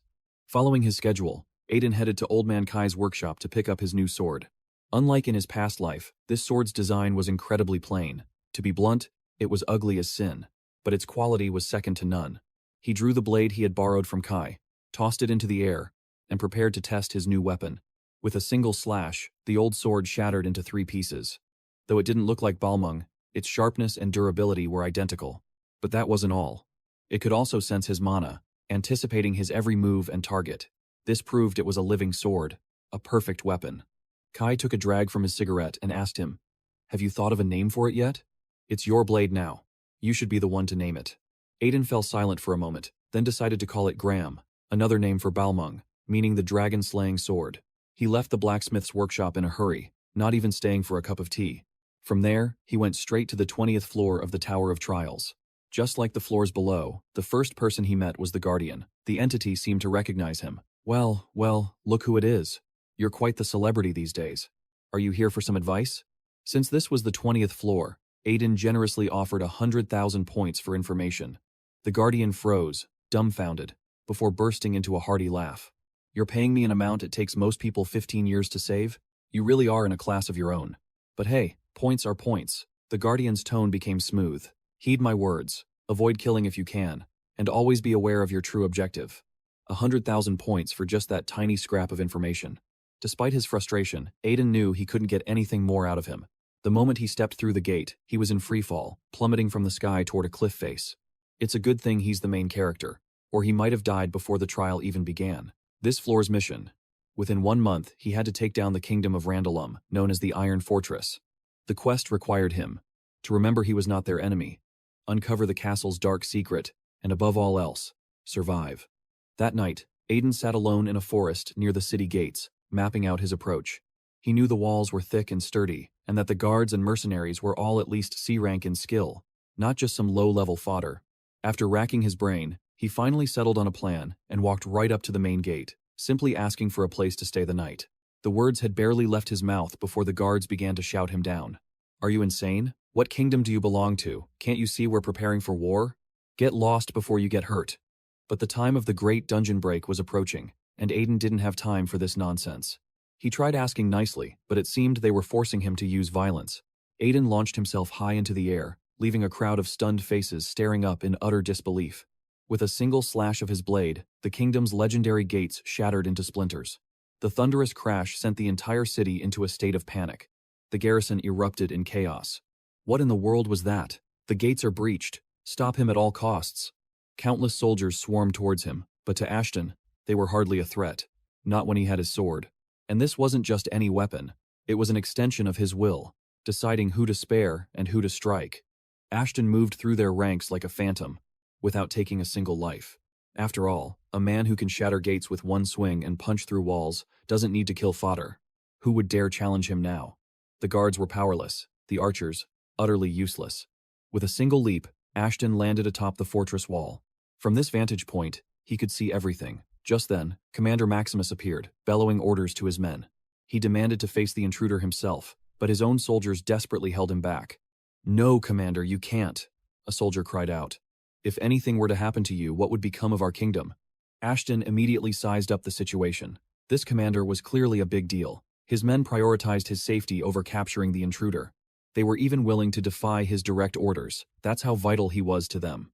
Ashton didn't hesitate. He zeroed in on the commander and dashed forward. A panicked shout pierced the air. "Don't let him get near the commander." Instantly, a rope-tied arrow shot through the air. It found its mark, ensnaring Ashton's leg. But their celebration was short-lived. Not only did it fail to stop him, they were dragged along for the ride. Ashton casually tossed the soldier aside. Then, from high above, he brought his sword down on the commander. The two powerhouses clashed relentlessly, their strength so overwhelming that the shockwave sent nearby soldiers flying. When the dust settled, bodies were scattered everywhere. Commander Maximus stood firm. "I will handle this one," he told his men. "Keep an eye on the situation outside the castle. He's no spy from the kingdom of Audrum. He's an independent variable." Ashton paused, intrigued by his opponent's analysis. This commander wasn't just sharp, he was as powerful as an A-rank awakened. There was no doubt about it, this man was a worthy opponent. And from his soldiers' words, Ashton pieced it together. Maximus was this kingdom's war hero, the unwavering pillar of their forces. But that absolute trust was also a chain holding him back. He was just like Kevin Sung from his past life. Ashton decided to cut to the chase. "Commander," he began, "I apologize for blowing your castle gates off their hinges, but I'm in a great hurry. So, would you kindly let me into the castle?" Commander Maximus's answer was a resounding no. "This kingdom is at war. We cannot allow someone who destroyed our defenses and threatened our soldiers to simply walk in." With his second request denied, Ashton had no choice. He charged forward, launching an attack. He swung his sword to draw the commander's attention, while his other hand skillfully wrapped the rope from earlier around Maximus's wrist. It happened so fast, his opponent never saw it coming. The skill, Gigantomachia, activated instantly. A colossal fist of energy materialized in midair, then slammed down with incredible force. The earth-shattering impact sent a tremor through the castle. When the smoke cleared, both Ashton and Commander Maximus had vanished. The soldiers scrambled, searching for the two, when a mysterious black spot appeared on a nearby wall. From within it, Commander Maximus was thrown out, landing headfirst, completely bewildered. He had no idea where he was, or what just happened. The skill Ashton just used was Shadow Assimilation, a signature ability of assassin-type awakeners. It allows the user to travel between shadows. He'd acquired it after conquering the 15th floor. It was the perfect tool for infiltration and extraction missions like this. The kind-hearted Ashton then helped the dazed commander to his feet. As he untied the rope, he apologized for the commotion. He explained his actions were a last resort because no one would let him into the castle. He was in a rush because he'd sensed an impending disaster brewing right inside these very walls. He wasn't sure what it was, but he knew it was a threat far greater than the war between the two nations. Ashton asked him directly, "Has anything suspicious been happening in the castle lately?" Of course there had been, but Maximus couldn't just reveal everything. For all he knew, this man was a spy. Ashton read his mind and answered bluntly, "If I were really a spy, I wouldn't have used such a cumbersome method. I could have just destroyed this entire castle by myself." Maximus couldn't argue with that. The moment their swords had crossed, he knew that within this entire kingdom, there was no one who could match this man's power. With no other choice, he led Ashton to a large chamber to explain everything. 100 years ago, this place was a prison. The air hangs heavy with the aura of death, a grim reminder of the countless souls who perished within these walls. Commander Jackson explained that the old prison was abandoned, and a new one built far from this cursed ground. Yet, this place was connected to Ryan's quest, a place untouched by light. As they conversed, a figure appeared from the shadows behind them. A mask concealed its face entirely, a shroud from head to toe. As the castle's guardian, he challenged Commander Jackson, demanding to know why he'd brought a stranger into this forbidden area. But it was Ryan who answered, turning the guardian's own question back on him with chilling calm. "This prison was sealed until I, the commander, opened it. How did you know we were here?" The guardian claimed he was merely passing by and happened to sense their presence. It was a flimsy excuse. The commander's suspicion flared. He was certain they were being watched. The guardian tried to argue, but before another word could escape, Ryan struck him down with a single, decisive blow. Enraged, Commander Jackson drew his sword, convinced Ryan was an enemy spy, preparing for a battle to the death. But Ryan's next words stopped him cold. "The king's guardian." An interesting disguise. Wouldn't you agree, Lich? As the fallen guardian's true form emerged, Jackson froze in terror. What dark plague had fallen upon his kingdom? Ryan had known all along. The scent of death and encroaching darkness. It permeated the entire castle. Even before this war began, he had encountered a similar creature in the Golden Dungeon, though it was merely a lesser undead. This, however, was a true lich. It unleashed a magic bullet pulsing with pure death energy, straight at them. While Commander Jackson stood paralyzed by fear, Ryan charged forward, his sword blazing with purpose. With no holy magic users to back him up, he had no choice but to rely on his own sacred flames. His first strike was useless. The creature soared into the air, evading the attack, and fired a pillar of death energy from above. Ryan countered with his sacred fire, but instantly knew he was outmatched. His flames faltered against the lich's overwhelming power. At this rate, his mana would be depleted. The only way to win was to pierce its lifestone with a direct hit. That was the best strategy. Yes. But theory and practice are two different worlds. With the lich constantly evading his attacks, getting close enough to land the fatal blow was impossible. Then, an opening. Ryan landed a powerful kick to its head, sending the creature reeling. He closed the distance instantly, ready to end it. But the monster was faster, erupting with a wave of death energy from its back that forced Ryan away. The gap between them widened once more. Ryan stared down his foe, wondering what it was plotting by not using its full power. It was only dodging. Suddenly, the horned lich spoke. "It seems the preparations are complete. The game is over." With those words, a column of dark energy erupted from a prison cell, hurtling towards Jackson. Ryan moved like lightning, intercepting the fatal blow, leaving the commander stunned by the selfless act. Jackson, utterly bewildered, asked what had just attacked them from the shadows. "Can this lich control the shadows from a distance?" Ryan shook his head and replied, "No, it's not that. This place, dark, hidden, and untouched by light, is a breeding ground for those twisted by death and hatred. A sanctuary filled with the sweet screams of the dead. This is our home." Just then, from the darkness of the cell, two more skeletal figures emerged.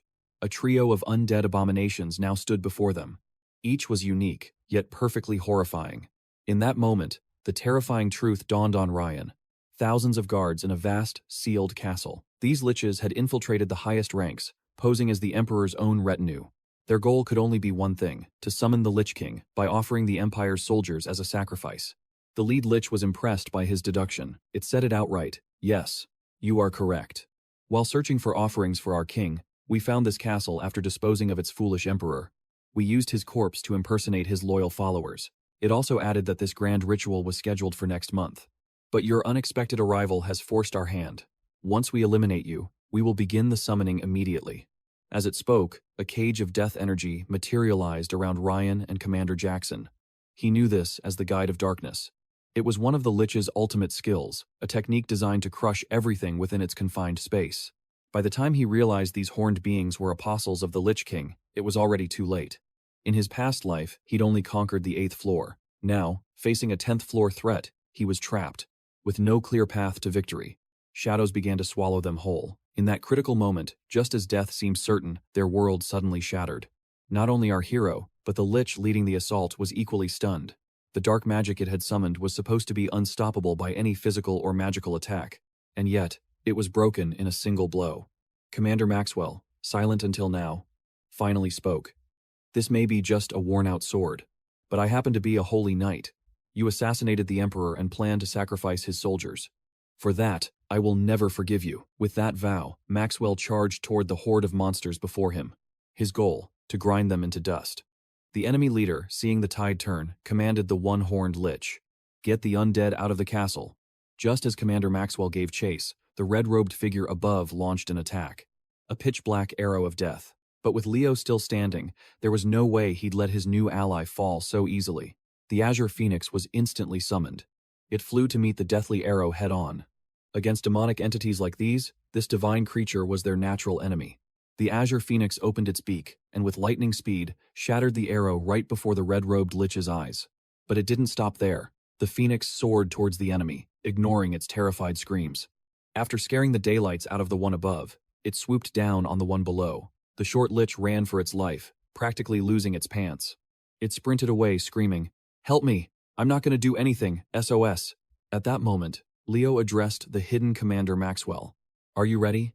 Ready to either stay and fight with him, or retreat and lead his men from the castle?"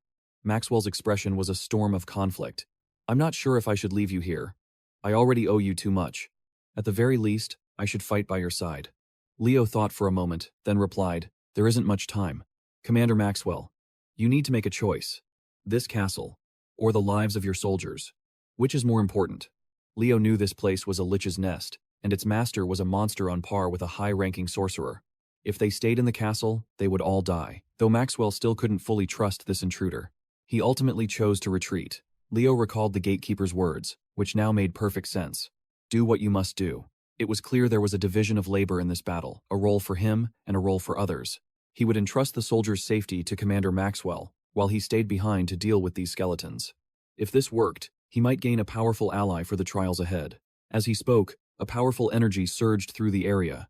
The castle walls began to tremble, leaving the two-horned lich completely bewildered. It could only ask in a daze, what did he just do? The vibrations grew stronger, and the walls began to crumble. Only then did the three-horned liches realize what was happening. They could only curse Leo as a madman, but it was far too late. The one-horned lich threw its hands up in surrender. "Oh, mother, save me." Just then, a dark, oppressive aura appeared the Lich Lord itself. It began to berate its one-horned subordinate. "You incompetent fools are so troublesome. Enough talk. Go summon the undead, or else I'll kill you myself." But before he had the chance, the one-horned skeleton whined. "Hey, why am I the only one you're yelling at? This is so unfair." With that, he ordered the red-cloaked skeleton to go and inspect the altar. Only if the shrine remained intact could they continue their dark ritual. As the red-robed lich, still on the ground, received its orders, the azure phoenix suddenly dove towards it. It narrowly dodged, flying swiftly into the air, but before it could even sigh in relief, Leo appeared from behind. A single sword strike cleaved the skeleton in two, and it instantly turned to dust. The lich's last thought was, "When did you get there?" But it was gone before it could ever hear an answer. Seeing its comrade reduced to ash, the remaining lich roared in fury. "Arrogant human!" It attacked Leo with an aura of death, only to be slapped out of the air and sent crashing to the ground. Out of options, it resorted to an old trick, trapping Leo in a cage of dark energy while he was mid-air. With no other choice, Leo called upon the azure phoenix for aid. The phoenix charged in, instantly shattering the cage and freeing Leo. Finding this a bit tougher than expected, he thought to himself, "Am I pushing myself too hard?" The Lich Lord seized the opportunity to attack his mind. "Resistance is futile. I know that Holy Bird's flame is consuming your mana. If you surrender now, I will grant you a less painful death." In truth, the phoenix was draining a significant amount of his mana. It was probably time to recall it anyway. But this creature had gravely underestimated him. Whoever said I'm useless without mana? Just as he prepared to attack, Commander Maxman suddenly turned back. "Need any help before I leave?" "No, I'm fine," Aiden replied. "I'm already in your debt as it is." "What?" Maxman was speechless. At this point, it was impossible to tell who owed who more. "All right then. Give them a proper fight." Aiden's eyes burned with determination. The scene shifts outside the castle, where soldiers are desperately assessing their casualties.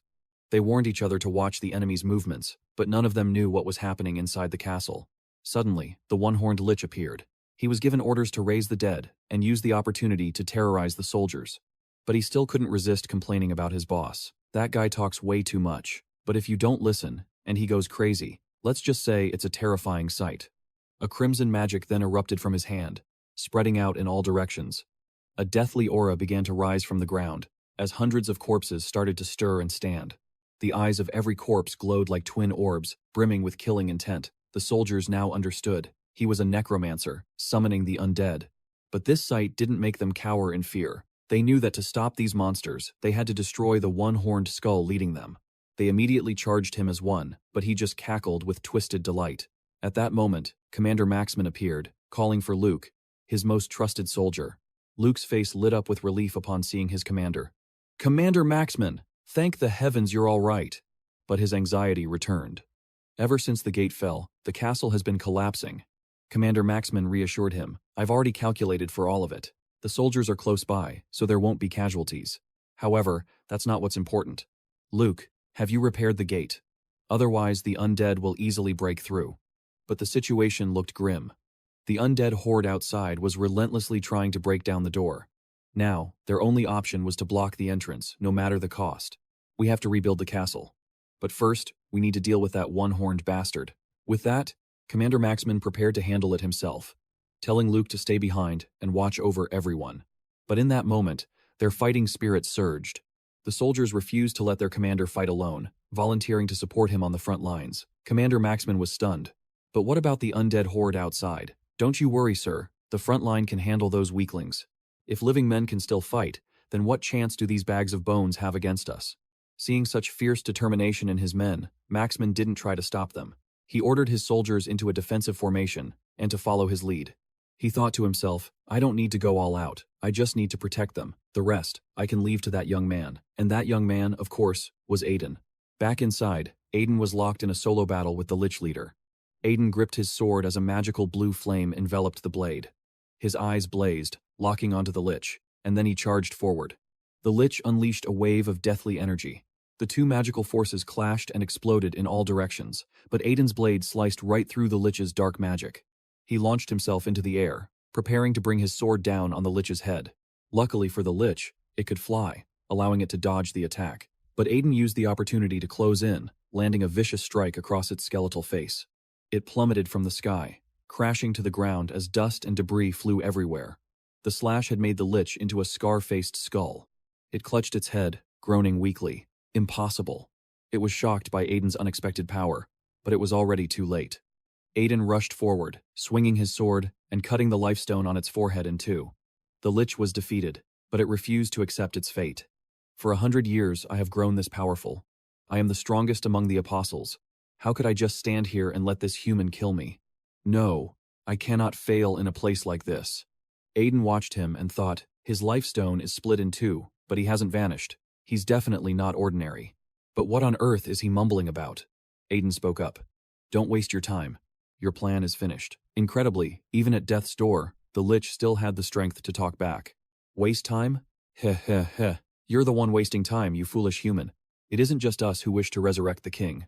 Countless apostles are preparing day and night for his return. Even 10 more like you couldn't stop it. The king will be resurrected and plunge this world into darkness. Aiden stepped closer to him and sighed. Don't you worry. The Lich King will also die by my hand. With that, his blade plunged straight into the Lich's shattered lifestone.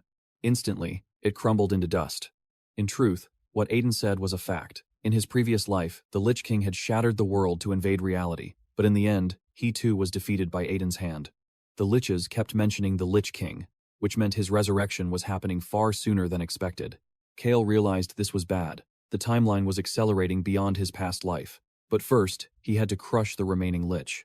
Meanwhile, Commander Maxman and his knights were locked in battle with the one-horned Lich. The commander's swordsmanship was masterful, but the creature simply hovered out of reach, laughing mockingly from the sky. The commander knew this foe was tricky. Aerial combat wasn't his strong suit, but that didn't matter. From the start, his true mission wasn't to kill the Lich, but to draw its fire and protect his soldiers until KL arrived. Every second he stalled was a small victory. Suddenly, the one-horned Lich felt its connection to its ally sever. It froze, a rattling cry escaping its jawbone. Dead? How could he be dead? By what means? Its comrade was gone. The mastermind was gone. The creature lost all composure, its only word a desperate, repeated shriek of dead, dead. In its fury, it unleashed a wave of death energy, constricting the throats of every soldier on the ground. They gasped for air, calling out to their commander. Maxman roared in rage. You bastard! What have you done? Stop this at once! Just as the commander prepared to unleash a desperate skill to save his men, KL appeared. Moving like a vengeful god, he launched himself into the air and slammed a devastating fist into the Lich's face, nearly knocking its skull clean off.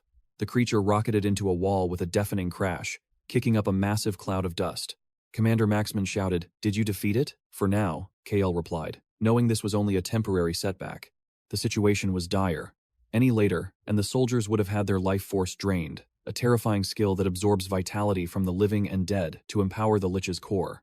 That's exactly why the gatekeeper had warned him not to kill anyone, because the ability grows stronger with every death in the area.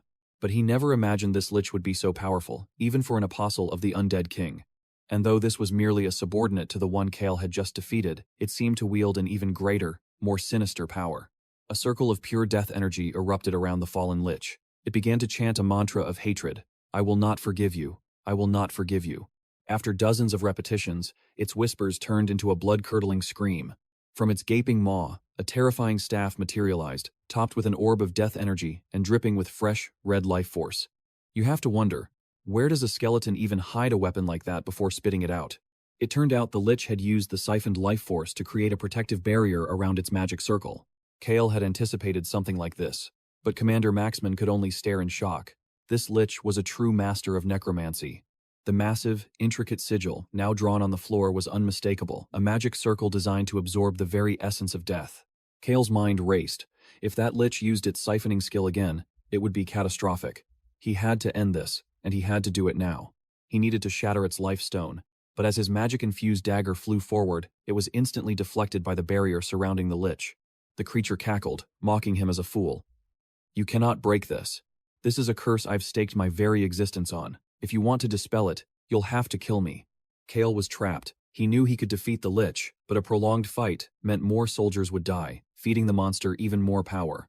Just then, Commander Maxman's voice rang out. "Don't worry, son.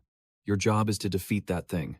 Protecting my men is my duty." As he spoke, he unleashed the skill he'd been holding back, his final, most powerful art to protect his soldiers.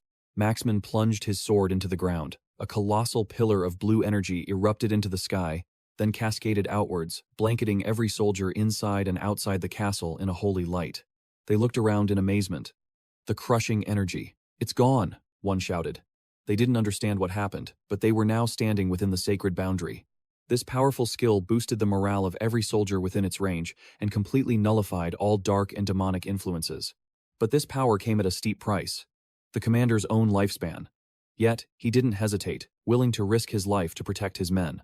With the soldiers safe, the rest was up to our main character. Kale soared into the air, his eyes blazing with determination. Seeing everyone below fighting bravely, risking their lives, solidified his resolve. This monster had to be annihilated. The two forces collided, a storm of dark and divine magic tearing through the air. The one-horned lich shrieked as it attacked, its voice dripping with venom. "You piece of trash, you killed my friend. And now you dare to fight me? You're a weak, useless fly who can't do a single thing on your own. We need 1,000 souls like yours for our ritual." For a mindless-looking creature, it was surprisingly loyal to its fallen comrade. Fury blazed in Aiden's eyes. "Your friend is precious to a monster like you? But did you ever stop to think? The thousands you've slaughtered, the ones you're about to kill, they're all precious to someone, too. Have you finally felt the agony of losing someone you hold dear? Remember this feeling," he roared, swinging his blade, "and share it with your friend on the other side." The sword aimed to shatter the lich's staff. Aiden's swordsmanship was on another level, utterly transcendent. Even the lich was stunned by its raw power, a force that erupted into an azure flame, incinerating all dark magic and engulfing him in a direct confrontation. With a single, decisive strike, Aiden cleaved through the lich's skull, shattering his lifestone in the process. The lich's final shriek echoed, to lose to a mere mortal again, before he was finally reunited with his fallen comrade. His staff was instantly vaporized by the azure phoenix flame. The remaining undead collapsed, their forms dissolving into dust. Commander Maxwell gasped for air, utterly drained. It's finally over." Aiden rushed to his side, helping him up and thanking him for his incredible effort. The commander finally allowed himself to sit, sighing, "I just need a moment, before we celebrate this victory." He was about to ask Aiden if he was all right, but one look told him the answer was a definite no. A short rest might not be nearly enough for him. The scene shifts. To the Awakened Management Agency. A man named Leo delivers a dire report to the chairman. Within the next 3 months, a dungeon will appear in the city of Anyong. It's predicted to cause a dungeon break. We need to evacuate every citizen in the vicinity immediately. This man is Chairman Sullivan, the head of the Awakened Management Agency. He scoffed at the news, his voice dripping with disbelief. "Absurd. Do you really expect me to believe such a ridiculous fairy tale? No one can predict the exact timing of a dungeon's appearance. And you're saying this one will break, throwing the entire city of Anyong into chaos? Even if a dungeon does appear, it won't break instantly. It takes at least a month for that to happen. That's common knowledge every child knows," he spat, jabbing a finger in Leo's face. He clearly didn't realize that when you point one finger at someone else, 4 more are pointing right back at you. But he's the chairman, so whatever he says goes. Leo stood his ground. "The dungeons of the past don't follow our common knowledge anymore. This is not a matter we can afford to ignore, and Gyeong has a population of 600,000 people. Their safety is at stake." The chairman was still unconvinced. And what if nothing happens? What then? He was taking a reckless gamble. You wouldn't just be panicking 600,000 people. You'd be terrifying all 60 million citizens of this country. As the argument escalated, a handsome, bespectacled man entered the room, a sight sure to steal the hearts of many. "That's enough," he said calmly. "Continuing like this will get us nowhere." This dashing man was Kane, an A-rank awakened and an employee of the agency. He acknowledged that a case like this was unprecedented. But Leo has a valid point, he conceded. The only question is, can we trust the source of this information? Kane looked at Leo intently. "If you want us to believe you, can you tell us who gave you this intel?" Leo's confidence was unwavering, because his source was ironclad. "It was Aiden Kim who told me." At the mention of Aiden's name, both men's expressions turned to shock. You mean the super rookie who's been leveling up at an impossible speed? The one who single-handedly crushed the abyssal uprising? Are we truly talking about times Aiden Kim? The chairman asked, his voice laced with doubt. The handsome Kane spoke up. I know an Aiden Kim. He was on the Gwangju dungeon raid team a few months back. But he was only a C rank. Leo confirmed it was the same person, but the stubborn chairman still refused to believe it. Firstly, he feared Leo was lying. Secondly, he feared Aiden was lying too. In short, the man had clearly lost all faith in humanity and trusted absolutely no one. It all came down to one problem. If they evacuated the entire city on Leo's word and nothing happened, who would take the blame? The chairman, of course. No matter how you spun it, he was just afraid of being held responsible. He then proposed a chilling thought. Leo, from another perspective, aren't dungeons just like natural disasters? Even if there are casualties, I won't have to bear any legal responsibility for it. Leo seethed with silent fury, realizing the chairman was playing ignorant just to avoid taking the blame. But as a subordinate, he was powerless. The chairman ordered them both to forget the conversation ever happened. This is my final decision, and I will take full responsibility for it. Back with Aiden. After clearing the 20th floor, he was taken to a hospital to recover. But despite the nurse's protests, he insisted on being discharged immediately. I'm an awakened, he stated. My recovery rate is off the charts. Just give me some prescriptions, bandages, or painkillers, and I'll be fine. With his arm bandaged up, Asher simply walked out of the hospital, thinking to himself, a few scratches like this are nothing to make a fuss about. Just then, Jake rushed over, his face drenched in sweat. Leo jumped, exclaiming, Whoa, you scared me. Are your wounds okay? The way you're moving, you look seriously hurt, Leo said. I'm lucky I can even move, man. A look of deep concern crossed Jake's face. He said, You cleared the entire 20th floor in one day and then went to the hospital. I assumed it was something critical. I saw your ranking. It's truly impressive. Can you give me some advice? Advice? There was no real advice to give. The truth was, Asher had pushed himself a little too hard and ended up getting hurt. Leo realized he probably didn't need to worry about this guy. As for the warning Asher had asked him to give the chairman, Leo admitted he had failed. Not only did he fail, he accidentally revealed Asher's identity. I'm sincerely sorry. Asher just sighed. It wasn't exactly surprising. He wasn't counting on that chairman for anything anyway. Leo was completely stunned. How did Asher even know about the chairman? Of course he knew. In his previous life, he was an awakened working for that very man's company. And not just any worker, but a total workaholic. Although Leo's negotiation was a failure, he said he managed to get some information from Dylan, the man who stood beside the chairman. He'd heard a blue dungeon had appeared in Ansan City, and everyone was planning a raid. Right now, most of the awakened were gathered in Ansan. In his past life, Asher had been there too. That's why he couldn't properly prepare for the explosion in Anyong. But part of the blame also fell on that hopelessly incompetent chairman. Chairman Grant was a master at dodging responsibility, Asher thought to himself. That fool only knows how to cover up his own crimes. How an idiot like that ever became chairman is beyond me. But just you wait. He's about to taste what true chaos feels like. The mere thought twisted Asher's face into an ugly scowl. At that moment, Leo wondered how Asher could be so certain about the dungeon's timing. Asher just called it a man's sixth sense. Or rather, an awakened's intuition. He also added that from now on, he would probably be working alone. He thanked Leo for his help, feeling it was more than enough. Leo thought, why does this guy want to go solo and shut me out? That wasn't going to happen. He quickly spoke up. We can't rely on the official agencies anymore. We can't expect their help, so just tell me your plan. I'm sure there's something I can do to contribute. Hearing this, Asher immediately agreed with a smile. Okay, then I'll tell you my plan. But before we could learn what it was, 2 months had already passed. October 17th, 2022, 1 week before Christmas. An online bulletin from the Abyss page announced that on October 24th, at 6 p.m., the city of Anyong would be hit by a terrorist attack. The group responsible was the Stab Guild, a highly suspicious organization. They were known as the world's most cold-blooded killers. If you value your life, get as far away from Anyong as you can. I hope no one dies thinking, no, that could never happen. The city's residents instantly erupted into a storm of discussion. Of course, the Korean media couldn't possibly miss out on this. A terrorist warning from the Stab Guild. Could it be real? And so today, we've invited someone who claims to have seen the Stab Guild with his own eyes. That person was none other than Leo. This, it turned out, was the mission Asher had given him. He had to claim he had met them in person. Meanwhile, at the Awakened Management Agency, another news story about the Gwangju dungeon was blowing up. A few hours ago, we received a report of massive casualties during the raid on the Wangju dungeon. It was all part of Asher's plan to dominate the media. The chairman was furious over the news Asher had leaked. How dare he use the media like this? The incident at the Ansan dungeon was crazy enough. This is all that Asher's fault. Have you found his identity yet, Dylan? The handsome, bespectacled man calmly stated that there was nothing they could do. Even the management agency couldn't stop the actions of a single, ordinary, awakened. But he had managed to discover his identity. He heard Asher had been hiding out at Abyss since last month. It wouldn't be possible to drag him before the chairman right away. He trailed off, lost in thought. He couldn't understand why Asher was causing so much trouble, wondering what scheme he was plotting. The scene changes. It's Asher.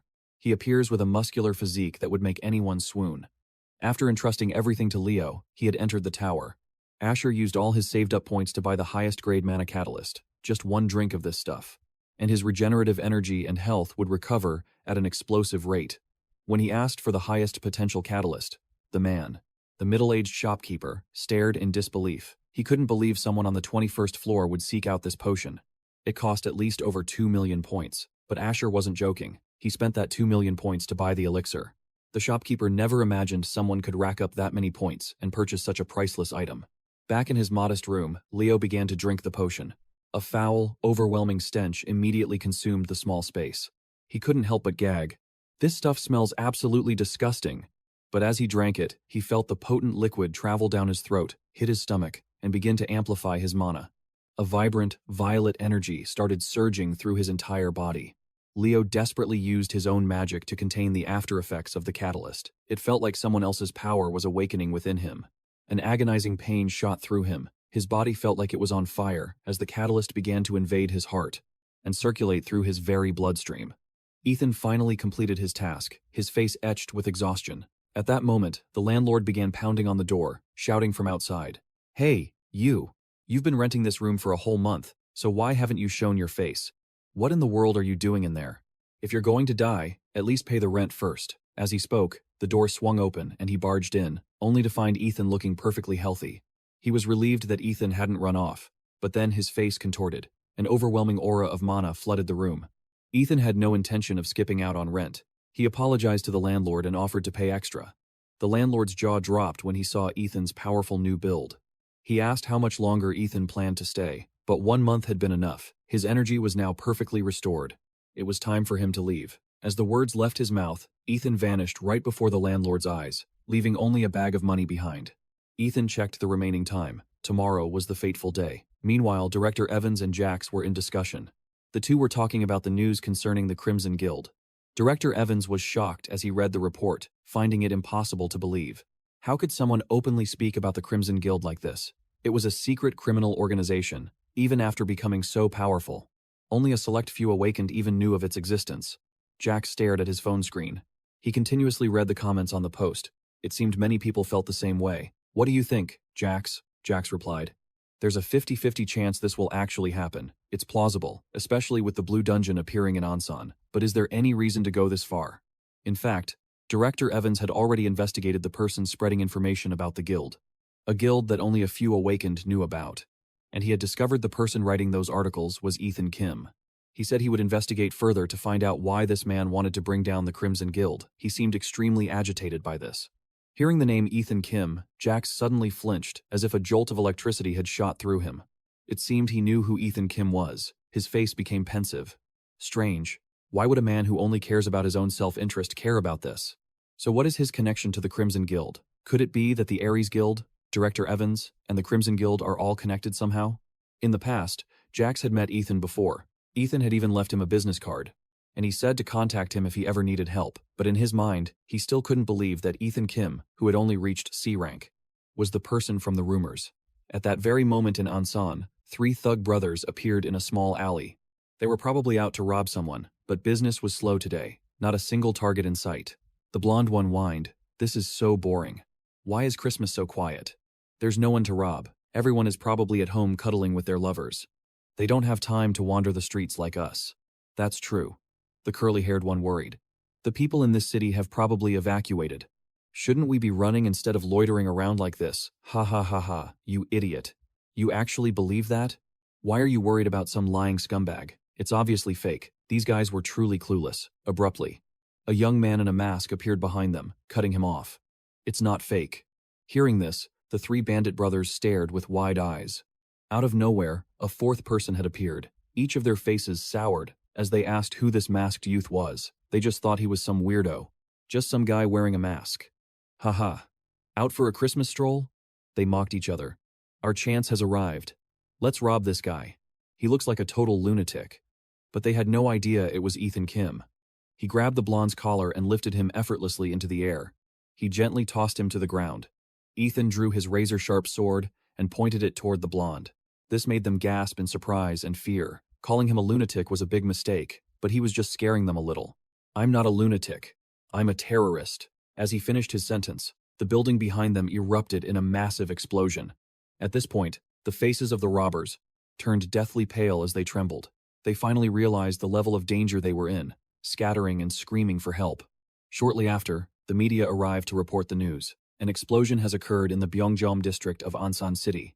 Residents are being urgently evacuated. The news spread quickly, reaching the office of Chairman Song. Before his subordinate could even report, he had already seen the news. His expression was truly grim. He still believed it was just a plot by Julian. A plot to make the residents evacuate. But it had actually happened, putting him in a difficult position. Cade was sitting in a chair. He stared intently at his phone. According to witnesses at the scene, this terrorist act was caused by a single person. At this moment, Chairman Song anxiously recalled what Julian had warned him about before. The information from Ethan Kim was accurate. If only he had believed it from the start, things would have been different, wouldn't they? But no. He immediately gave Cade an order. Gather as many awakened as you can, and you must capture Ethan Kim. He is the terrorist. It's a little late for that now, Director. Back with Ethan. He looked incredibly cool, standing in the flames and wondering to himself, is this enough chaos yet? At that moment, the buildings and cars seemed to be burning, but in reality, that wasn't the case at all. It turns out, the entire scene was just an illusion he created. He had mastered the ability to make everything appear engulfed in flames. But nothing was actually burning. By controlling divine fire and altering its color, his skill proficiency had reached 66.7%. It was all just a performance, a master-level illusion. And right now, he was completely unharmed. But this was far from over. He still needed to reach the center of the Anhang district, and he knew exactly what was coming next. The next phase, the so-called Awakened, would arrive to stop him, led by that pretty boy, Dylan. We're from the Awakened Management Bureau, cease this terrorist act. So, that was their official title. Dylan was a government-sanctioned, Awakened, and also the vice director of the Bureau. No wonder he was always seen with Song Gyute. With a grave expression, he declared, "Surrender, Kai." The other Awakened behind him looked on in shock. They couldn't believe the terrorist was just a rookie like Kai. Meanwhile, Dylan was trying to reason with him, but Kai had already drawn his sword. Enough chatter. Come at me. I don't have time to waste. That single line was enough to provoke the others. One by one, they charged, launching their attacks at Kai. The first guy had hair like a Super Saiyan. As their blades clashed, Kai instantly identified his rank. He was above B rank, but Kai effortlessly parried every single strike. A lower-ranked fighter behind him couldn't wait his turn. Eager to show off his skills, he summoned a strange violet magic circle. A pillar of magic shot toward Kai, who dodged it with a simple tilt of his head. Next, another Awakened launched countless magic streams, like ethereal swords, trying to close the distance for a direct assault. But he was met with a swift kick to the arm. Just as things got critical, a hammer-wielding ally rushed in to help. Without that intervention, he would have been seeing stars. That massive hammer packed a serious punch.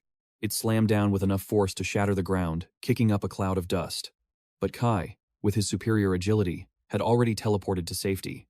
These Awakened were all B-rank fodder. Only Dylan, their leader, was a real threat, yet he held back from the fight. He was observing, analyzing Kai's abilities. Dylan was the only one who sensed there was more to Kai than he was showing. Suddenly, Dylan made his move. He opened a grimoire and cast a spell, enveloping Kai in a blue aura. A pair of ethereal wings lifted him high into the air. It was then that Dylan finally noticed. There were no injuries. Everything appeared to be burning, but it was all an illusion. There was zero property damage. Why stage a fake terrorist attack to evacuate the civilians? He wondered. Are you trying to get them away from an impending outbreak?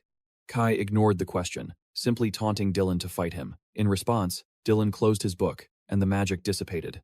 Kai plummeted from the sky in a freefall. Dylan teleported right beside him, conjuring a 5-star lightning spell. He intended to fry Kai mid-air, but our hero instantly blocked the bolt with his sword. The impact triggered a massive explosion, but Kai emerged unscathed. Despite the freefall, he landed with gentle precision. He casually dusted off his clothes, leaving Dylan utterly stunned. Even after being swarmed by countless awakened, it should have been impossible for Kai to block a surprise attack like that in mid-air. He tilted his chin at his opponent. "What do you think?" Kai immediately shot back. "I think I've shown you enough. You guys are nowhere near my level." Hearing this, Dylan's suspicion about Kai was confirmed. This kid was unbelievably powerful, and he was still holding back. The other awakened charged forward again, oblivious to the situation. Each one wanted the glory of taking Kai down. Dylan realized he needed to call for backup immediately. He requested the agency send every available awakened to his location, but Kai's true goal wasn't to fight these hunters. That's why he wasn't really attacking anyone. He simply used his technique to dodge, and if necessary, threw a light punch or a casual kick. Take the Cyan wannabe, for example. He charged in, only to get a swift kick to the head that left a massive lump. The guy could only yell in frustration, "Hey, at least fight properly." At that moment, Dylan stepped in to stop his men. He ordered them to cease their attacks, informing them reinforcements were on the way. The most important thing now was to focus on defending against Kai's assault. In other words, they needed to conserve their strength until it truly mattered. As I said, Dylan was the only one who understood just how powerful Kai really was. He was certain Kai hadn't revealed his full strength yet, convinced his opponent possessed the skills of an S-rank hunter. Or, perhaps, even higher. But he still couldn't figure out Kai's true motive for all this. The question echoed in his mind. Why would someone who has hidden his power for so long suddenly decide to reveal himself now? So, you want to know why I'm playing the villain? Let me break it down for you. Ethan's entire act was a calculated move to prove one thing: no one here was on his level, and he had two critical reasons for this elaborate charade. First, he needed to gauge the collective strength of the currently assembled awakened, to see just how powerful they really were.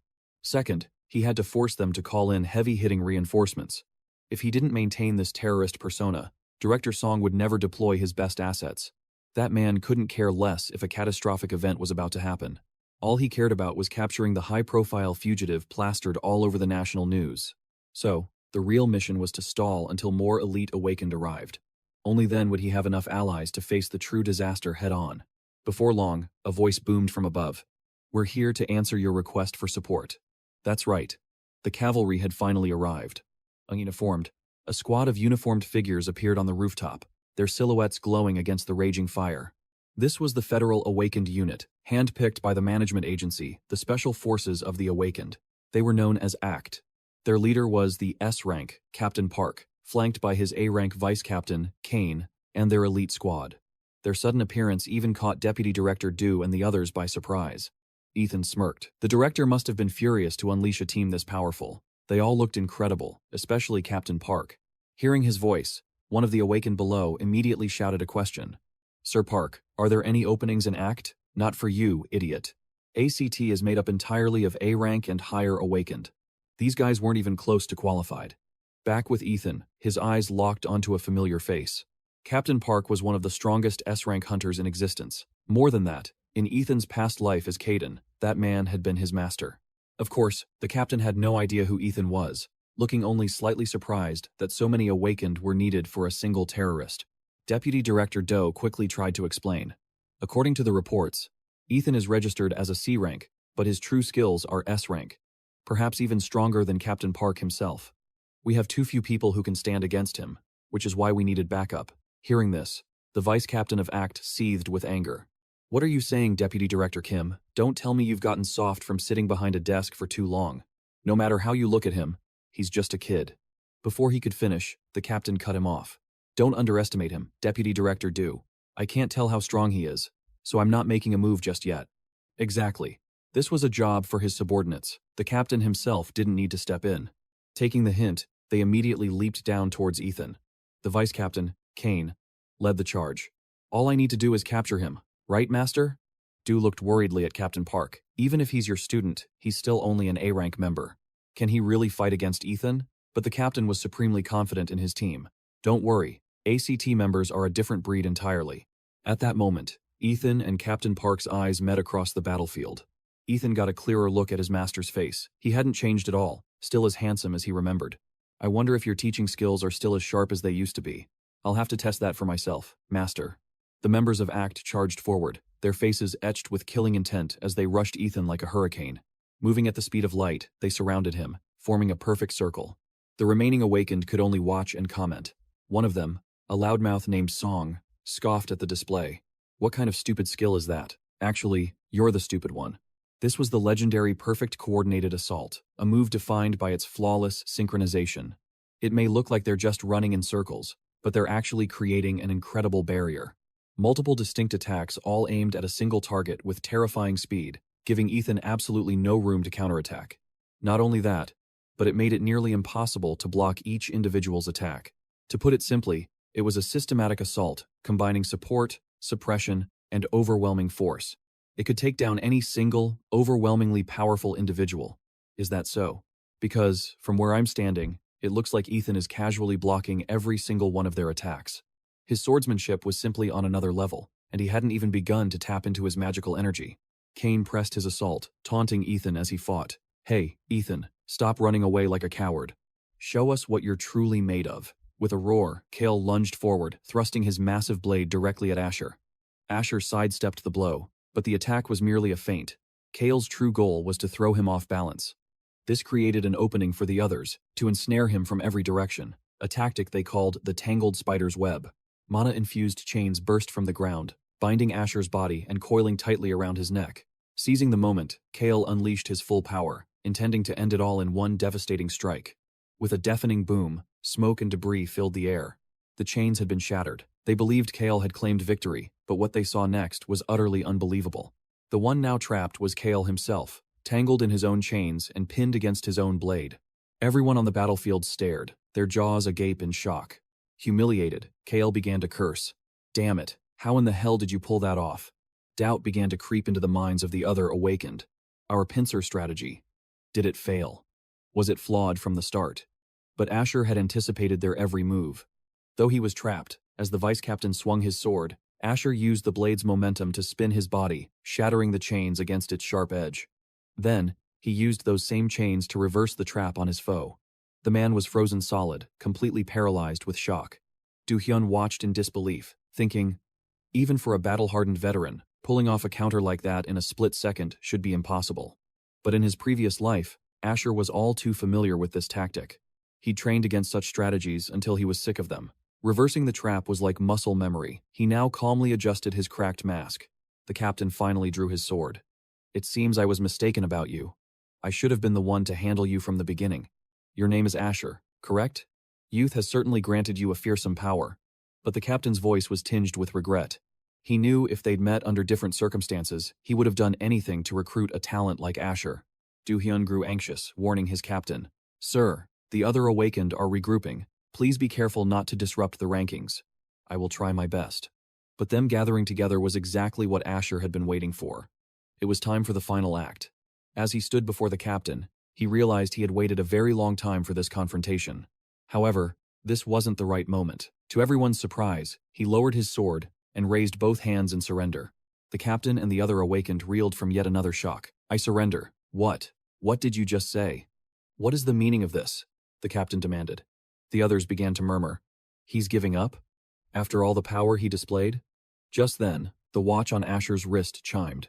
It was exactly 1800 hours. This was the exact moment the blue dungeon was scheduled to appear. It was time to reveal his trump card. There was no point wasting his strength on these pointless skirmishes. The real battle was about to begin. As he finished his thought, the very heavens began to shake. A brilliant pillar of blue light erupted into the sky. Do-hyun recognized it immediately. It was a new gate opening. A blue dungeon. Kale's eyes widened in terror. That's more than just a gate. This could be a dungeon break. The other awakened began to panic. It's going to rupture the moment it materializes. But Asher's voice cut through the chaos. As you can see, the appearance of these gates and the speed of their breaks will only become more unpredictable. I know that all of you are confused right now, and you may be angry that I concealed the truth. So I ask you now, awakened, fight alongside me. Let us protect Anyong City together. As he spoke, Asher clenched his fist, drawing the nearby flames into his hand. The fire transformed into its familiar blue color, wrapping his body in a powerful aura. From the shadows, Jackson had been watching the entire time. He had witnessed everything. Just as he suspected, that man truly was Asher. Back at the scene, the dungeon break was imminent. Until this day, a break was a rare event that only happened when a dungeon wasn't cleared within its time limit. But this was different. This was a rupture happening the very instant the gate appeared. This sudden disaster in Anyong would be the catalyst for a threat that would endanger the entire world. Asher knew that from now on, this would happen far more frequently. He turned to his ally. Jin, what's our reinforcement status? At least 100 agents are on standby. Asher thanked him, thinking Jin had understood his grand plan, but the truth was much simpler. It was because of the fake terrorist attack Asher had staged earlier that Jin was able to call for backup so quickly. The other awakened were paralyzed with fear. It's like they knew this break was coming. Look, a monster is coming through the gate, one of them screamed. The monsters are pouring out. The break has begun. Prepare for battle. A terrifying horde of creatures swarmed from the portal. Each one glowed with a sickly green light. They were all at least on the level of a boss from a red or orange-ranked dungeon. Then, a colossal boss emerged, wearing nothing but a pink loincloth. Before anyone could react, several hunters were crushed beneath its giant feet. He was about to unleash his fist on the next awakened, but the man was frozen stiff with fear, his eyes welling up with tears. Despite everyone's pleas, the man didn't fight back, or even try to run. His feet were rooted to the spot, simply waiting for death. But just as the monster's fist was about to land, Captain Parker appeared in a flash to block the blow. Pull yourself together if you want to live. Those words snapped him out of it, and he scrambled away. The captain then commanded the A.C.T team to move out. The support squad began prepping the other awakened for battle. Just then, Caden finished off a monster of his own. Hearing the order, he immediately objected. Sir, wouldn't it be faster to let us handle this? Just then, Jinwoo appeared from behind him. He countered that all the awakened were in a state of chaos from this unexpected dungeon break. In a situation like this, calming everyone down is the top priority. Isn't that a job only the A.C.T can handle? Give it your all, no matter the circumstances. With that, he charged toward the dungeon, leaving Caden fuming. Damn it, who does that guy think he is? Talking like he's the one in charge. But Caden had a point, Jinwoo thought. Master, no. Captain Parker would handle the monsters from the Green Gate without any issue. And with the act on the ground, the civilians would be safe. At that moment, countless winged beasts swarmed Jinwoo. He unleashed his sacred flame in a single, sweeping arc, instantly slicing every last one of them in two. He no longer had to sweat the small fry. He was waiting for something far greater to appear. The true boss, the half-black dragon, Igelas. Down in the city, the awakened scrambled to evacuate civilians. Dylan was filled with anxiety. Thankfully, we prepared in time, and there are no casualties yet. But we have to move faster, before these monsters spiral out of control. Otherwise, it won't just be Anyong, but the entire country that will be in peril. The monsters still swarmed the sky. Don't let them touch the ground. Ensure not a single one of them escapes. This was a battle for Anyong. The awakened named Silas was also on edge, trying to calm the public. Stay calm and follow the instructions of the awakened. Dylan quickly unleashed his own power. A spell from his grimoire obliterated a monster, and he glanced up towards Jinwoo. He saw him standing on a rooftop and thought, right now, we can only count on Jinwoo. But a wave of doubt washed over him. There's no way he can destroy all these monsters by himself. Lost in thought, he was completely oblivious to the massive boss monster that had appeared right behind him. He didn't even notice. Luckily, before it could make a move, someone landed on its head and plunged a blade straight through its skull. It was none other than the captain of the A.C.T. The monster collapsed in an instant. The captain looked unbelievably cool. He made hunting monsters look like a walk in the park. He reminded Dylan to stay focused. If I hadn't been here, your show would have been over. With that, the captain calmly cleaned his glasses and began dividing tasks. We don't have much time, so I'll get straight to it. Leave hunting the monsters and evacuating the citizens to the A.C.T. members. I'll handle the rest. You focus on supporting the other awakened. Just then, Jinwoo landed nearby. The captain asked him directly, can you handle that half-black dragon? Of course I can. This is what I do, Jinwoo replied with confidence. Then I wish you luck. Immediately, everyone sprang into action. Jinwoo summoned his Azure Phoenix, grabbing onto its leg as it soared into the sky to face the purple dragon with its two massive horns. The dragon looked ridiculous, but he knew better. It was ugly, but its power was immense. This monster had a signature move. It used its tail to obliterate anything in its path. Jinwoo managed to land a clean strike on its tail, but it barely seemed to faze it. He circled around, aiming for an attack from behind. He poured all his swordsmanship skills into a single strike, trying to cleave the beast in two, but it was no use. Its hide was so thick and hard that the impact sent a tremor up his arms. He rained down a flurry of blows upon the monster's body. But it was like trying to cut through solid steel. Left with no choice, he had his phoenix drop him back to the ground. Just then, the dragon's eyes began to glow ominously.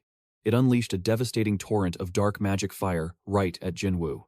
But the phoenix shielded him, diving in to slam its body into the dragon's face. The beast roared in agony.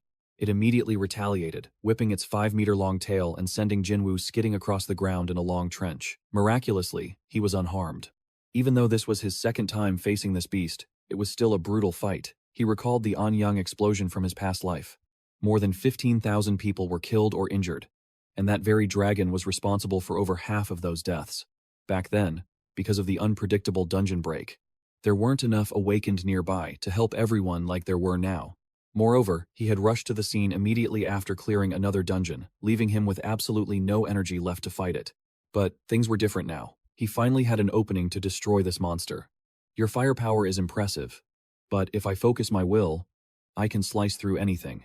With those words, Ethan pierced through wave after wave of the dragon's fiery breath. He remembered a critical weakness. After breathing fire, the dragon would lose focus for a brief moment. He just needed to wait for that chance, right now. This was the moment he summoned the Dragon Slayer Lance, a weapon born from the legend of an undefeated warrior. It was sold in the Abyss item shop, absurdly expensive, and a one-time use item. But it held terrifying power. As Ethan grasped the weapon, energy surged around his hand before he launched it straight at the monster with a resolute voice. I swear on my life, no one else will die to your flames, you damned dragon. Countless ethereal lances materialized, piercing the monster's body. Through its neck, its head, its chest, it plummeted from the sky, looking like a porcupine, crashing to the ground in a devastating end. But was it truly over? The body was dead, but when the dragon Aeolus is defeated, its soul appears. The soul of the half-black dragon Aeolus was the true final boss. Until now, it only cried out, "It hurts. Oh, it hurts. You killed me. Who are you?" Ethan shot back. Before asking others, "Why don't you ask yourself who you are?" But the soul was a nobody. It was merely a spirit, unable to answer the question of its own identity. It could only bow its head, cover its face, and wail in agony. It hurts so much. Its tears, a blood-red color, slowly transformed into 1,000 daggers, which shot forward with increasing force, tearing through Ethan's body before a powerful punch sent him flying. Things weren't looking good for him. Hearing the massive explosion, everyone immediately looked up. At the same time, Leo finally arrived at the scene. The first thing he shouted was, "Where's Ethan?" Just then, the black dragon opened its gruesome, fang-filled mouth and devoured Ethan whole. Leo could only watch as a single bloody arm reached out from its maw. He couldn't believe his eyes, thinking his friend was gone for good. He screamed in rage, "Ethan!" A system notification appeared. Your vitality has dropped to a critical level. But could Ethan really be gone so soon? Of course not. He had activated the skill, Immortal Hero. The system announced, you will recover all lost vitality. The rate of vitality recovery will be increased. Your physical abilities will be significantly enhanced. Covered in blood, Ethan used both hands to pry open the monster's mouth, even saying, "Thank you. Thanks a lot, half-black dragon. Because of you, I've grown even stronger." To explain why Aeolus' soul persisted, making it immortal, and why it couldn't answer who it was. It was because, upon seeing Ethan with his own eyes, the soul saw a reflection of itself. It wondered, why did I merge with Aeolus? And it vaguely recalled a past life where he was Falcon, a hero of the Tezzeret Empire. Back then, he was in the same position as Ethan, entrusted by everyone with a single mission, to defeat the half-black dragon. Even in that era, Aeolus was an overwhelmingly powerful monster. No matter how they fought, they couldn't destroy it. With the battle reaching a stalemate, Falcon resorted to his final option. He theorized that if he could somehow control the beast from within, he could finally kill it. That's why he fused his body with the monster, becoming a soul residing within it, searching for a way to bring it down. But so much time had passed that he forgot his own past, becoming nothing more than the soul of Aeolus. Back in the present, Ethan was in peak condition. His body felt as light as a feather as he flew into the air. This was the effect of Immortal Hero, a skill whose mana rank scaled with the user's own mana. A Tier 1 passive skill, with 0% proficiency. The body of the tower climber who challenged the Demon Lord, the body of the Immortal Hero, cannot be destroyed or damaged, having approached true immortality. When vitality drops below a certain threshold, it activates automatically. At that moment, your recovery and stamina regenerate much faster, and your physical condition skyrockets. With a skill like this, it's no wonder Ethan escaped death. He wanted to end the half-black dragon quickly, but he couldn't get close. He was still searching for a weak point on the dragon's incredibly durable body, a spot he could target. But there had to be a weakness. And there it was. Ethan instantly found his opening. He swung his sword, striking a wound on the dragon's arm, and immediately severed the limb in two. The dragon roared in agony. At that moment, Ethan spoke to the soul of Falcon. "Isn't it time you thought this through, Falcon?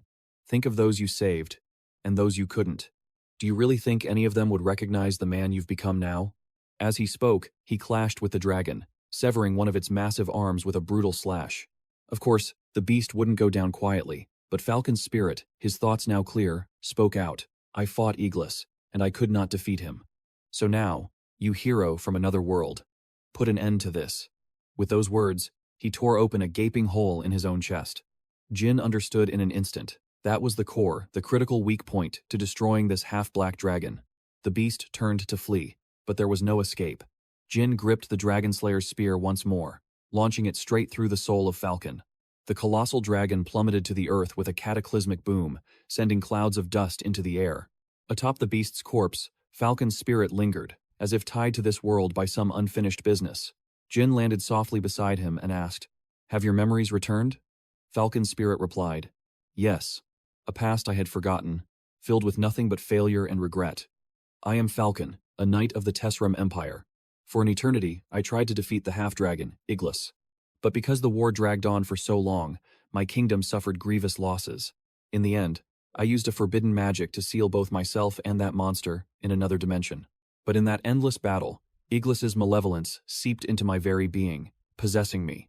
Even after escaping that dimension, I fought to kill the monster inside me.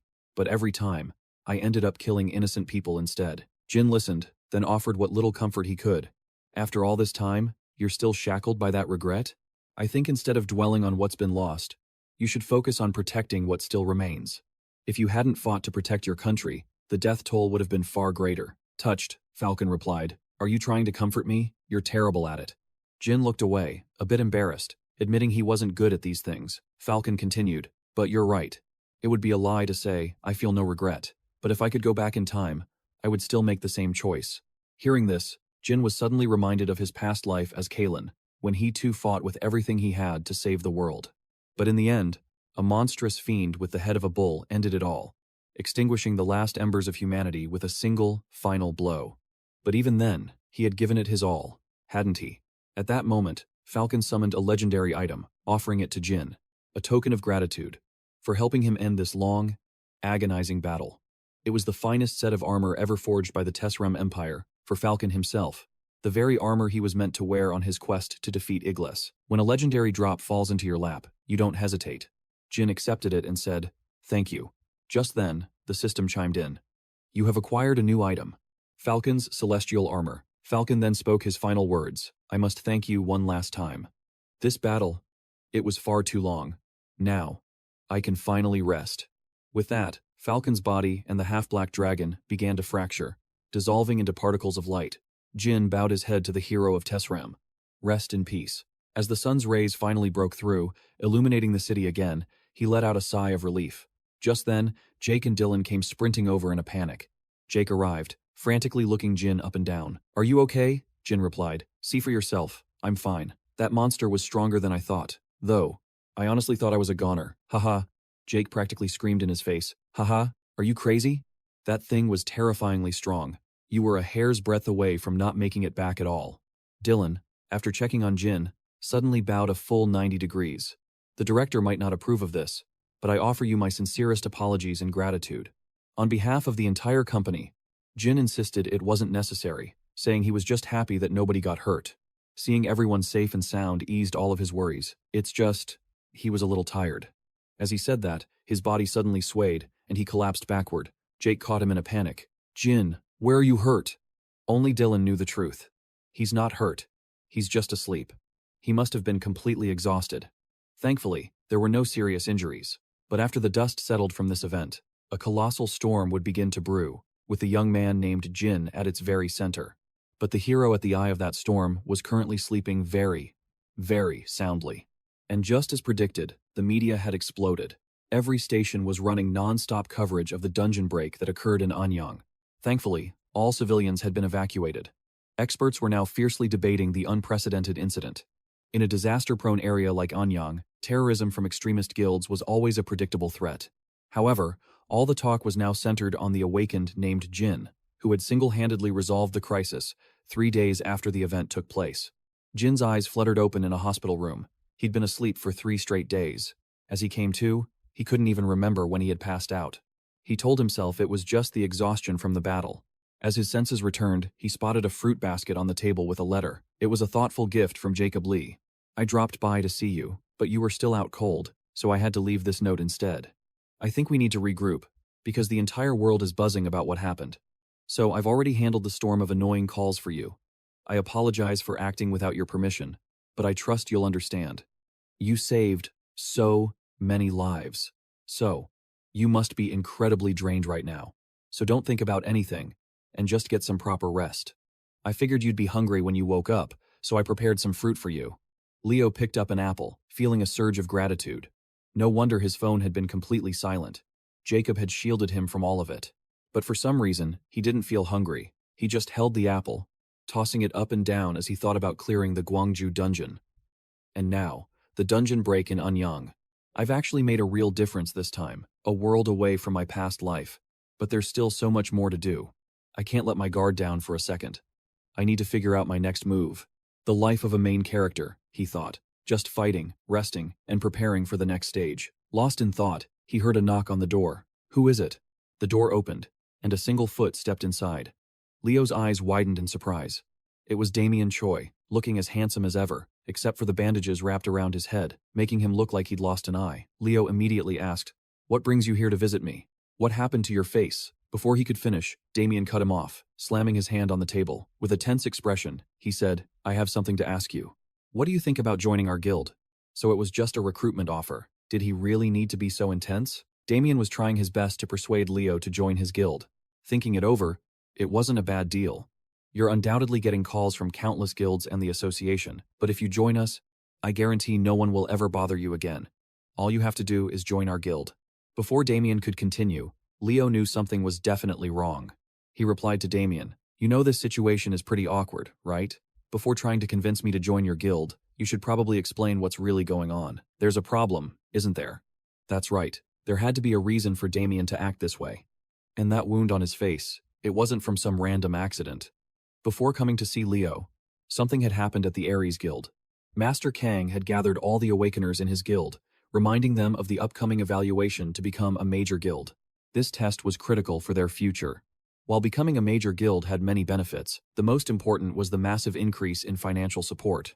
He expected everyone to prepare perfectly for this test. "If anyone makes a mistake, I will kill them with my own hands." Everyone in the room listened intently, responding in unison. "Understood, Guild Master." As they were dismissed, Master Kang ordered Damien to stay behind, his face twisted with rage. "Don't you think we have something to talk about?" Just then, 2 massive bodyguards appeared outside. The sounds of a brutal beating echoed from within. Damien was on the floor, coughing up blood. The reason for the beating? Master Kang believed Damien had betrayed him. "How dare you lie to me?" Kang hissed, sitting down and grabbing a fistful of Damien's hair, ignoring his pleas that he didn't really know Leo.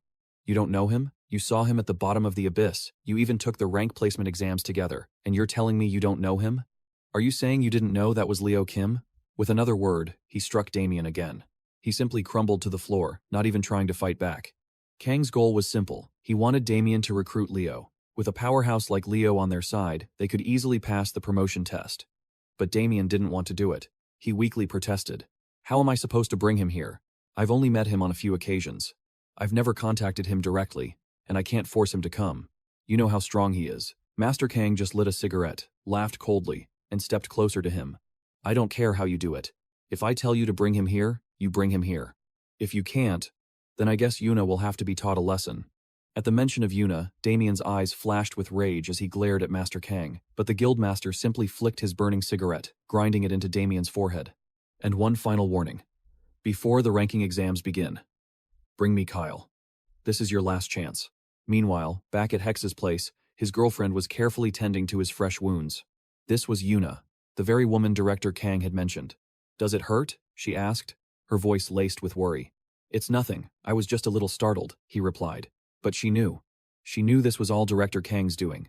Her concern was palpable. He tried to brush it off, blaming his injuries on a monster fight. "What kind of monster only aims for your face?" she countered. Indeed, no beast could leave a perfectly swollen black eye like that. "Hex, I'm really okay," she insisted. "You have to stop this." The words were barely out before a violent coughing fit seized her. "Does that sound okay to you?" Hex immediately rushed to get Yuna her medicine. Only then did her breathing stabilize. The truth was, Yuna suffered from a devastating illness, one that even modern medicine couldn't touch. And only Director Kang possessed the unique pain-relieving drug that could ease her suffering. So, that was the deal binding them. Director Kang held Yuna's life in his hands, using her as leverage, knowing Hex couldn't bear to see the woman he loved in pain. It was a cruel chain that forced him to obey every single command. And it's why, despite his battered face, he now stood before Kyle, tasked with forcing him to join their guild. But when Kyle asked what was happening, Hex gave no answer. Instead, he drew his sword, its tip aimed squarely at Kyle's throat. "If you want to know what's going on, then fight me. If you win, I'll tell you everything. But if you lose, you will join the Aries guild." Seriously? The guy just got out of a major battle, and now he's being forced into another one? Talk about no rest for the wicked.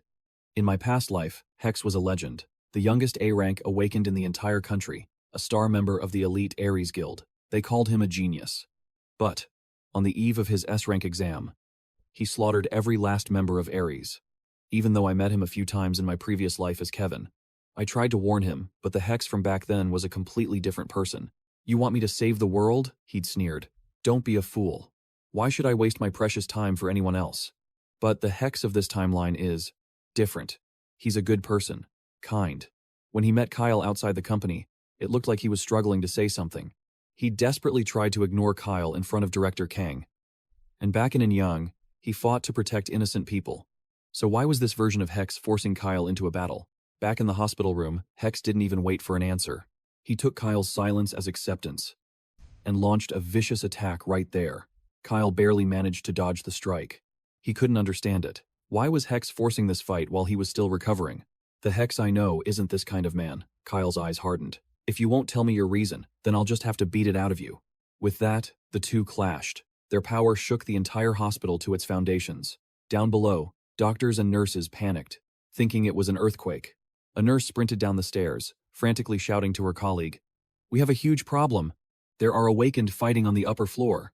Meanwhile, Kyle was without his weapon, forced to face a swordsman with his bare hands. But he gracefully evaded every single one of Hex's sword strikes. More than that, his nimble movements allowed him to land a solid kick. But the force of the blow sent him flying back into the hospital bed. At this rate, he thought, they would destroy the entire building. He had to end this. And fast. But to end it quickly, he needed his sword. Kyle's eyes darted around the room, and there it was. But there was no way Hex would let him reach it. It was a dirty tactic, but Hex couldn't allow Kyle to grab his sword. He knew, deep down, that he was far weaker than Kyle. His only chance was to press this advantage while the main character was still wounded. Hex unleashed a relentless barrage of attacks. Thinking fast, Kyle grabbed a nearby blanket and threw it over Hex's head, using the brief opening to dash for his weapon.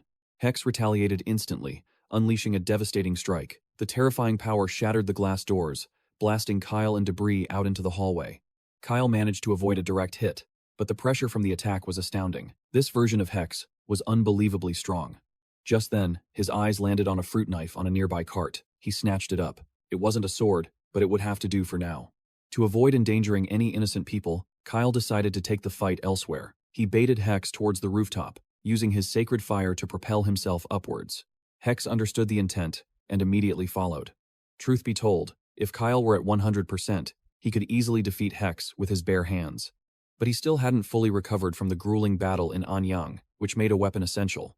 But how much help could a tiny fruit knife possibly be? It wasn't a proper weapon, drastically limiting his combat options.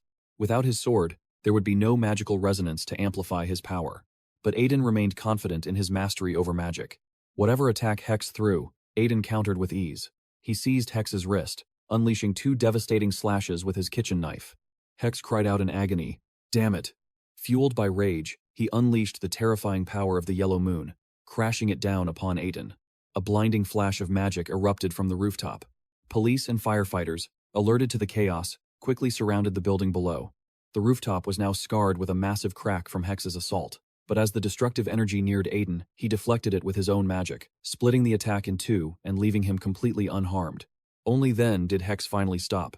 He gave a hollow laugh, just as I thought. I can't beat you, Aiden. If that was the case, it was time to reveal the truth. Hex began his story. Yuna was the only person in this world whose happiness I ever cared about. Yuna and I grew up together. She was my best friend and my girlfriend. After high school, she took over her family's store. She supported me through everything, especially when I had nothing. She always believed in me. She's the reason I became an awakened. I was happy. I won.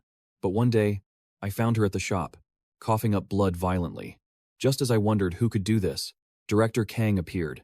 As if on cue, he assessed her condition and declared it a potent poison, a field he claimed to be an expert in. He offered to help us, and the medicine for my girlfriend came from him. Hearing this, it all clicked into place for Aiden. He asked, "So, Director Kang has been using you all this time, blackmailing you with the medicine for your girlfriend? He's the only one who can make it." Hex stood up, his eyes pleading with Aiden. "Do you remember what you said to me before? When we met outside the certification center, you told me to call if I ever needed help. I want to believe in those words. Save me. Save Yuna from Director Kang's grasp. Please, save us." Before a stunned Aiden could even respond, Hex's demeanor shifted instantly. "But if I accept your help, I'll never be able to believe in myself again. I'll just be a puppet, the same way I've been for Kang all this time. If I keep relying on others, this will just happen again. I have no choice. I have to end this myself." With that, Hex turned to leave, but not before looking back. "Thank you for everything, Aiden." How strange. What in the world does he really want? One moment he's begging for help, the next, he refuses it. He just vanished, leaving Aiden completely bewildered.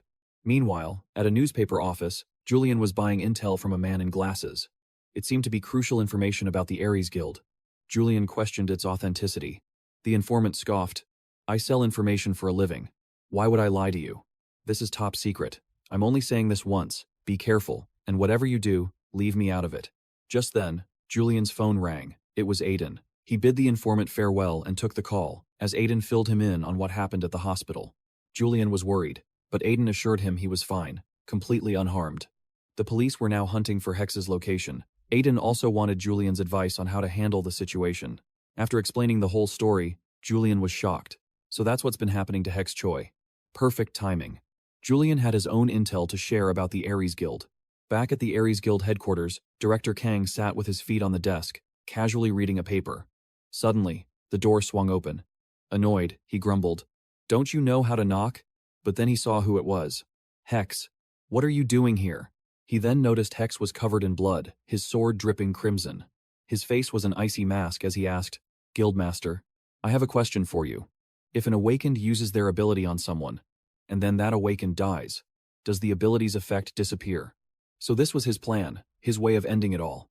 If you can't solve the problem, eliminate the one who created it. He had come to destroy Director Kang. He'd already slaughtered the other awakened before coming for the final boss. A flash of surprise crossed Kang's face, but it was quickly replaced by rage as he understood. He snarled back at Hex. "What do you think you're doing, asking me that?" Meanwhile, news of Hex's attack on the hospital was already breaking. Breaking news. An awakened has attacked Songju Hospital in Gangnam. Fortunately, there were no casualties reported. The Awakened Management Bureau is investigating the incident. The prime suspect is Hex Choi, of the War God Guild. The victim of the attack was an awakened named Yuna. At that moment, she was watching the news. Pacing back and forth with worry, she called Jackson, but only got the automated response. "The number you have dialed is unavailable." She feared he was doing something reckless. Suddenly, a knock at the door made her jump. "Who is it?" she asked nervously. It was Ken, who had come looking for her. Yuna invited him in and made him a cup of hot tea. He spoke shyly. "Thanks for having me. I know this is sudden. You must feel awkward." Yuna wasn't awkward about his visit, but because the man before her was the one her boyfriend had attacked. "You're quite famous these days," she said. "I've heard Jackson talk a lot about you. He always said he wanted to be a man like you. I saw the news that Jackson attacked you, but he's not the kind of person who would do something like that." Ken quickly tried to comfort her. While he didn't know all the details, Jackson had told him a little about Yuna's situation. The reason Jackson came after him was likely an order from his guild. He remembered Jackson looking completely desperate when they met, but in the end, he didn't ask for help, saying he'd handle it himself. At the time, Ken couldn't force him to accept help. That's why he came here, to find out more. He said, "I need to know what you're thinking." Hearing this, Yuna buried her face in her hands and began to cry. Jackson had always been by her side. She remembered his words, "Yuna, as long as you're okay, everything is okay. So please, don't give up. I'll risk everything for you." Yuna then pleaded with Ken, using the same desperate tone Jackson had used. "Please, help us.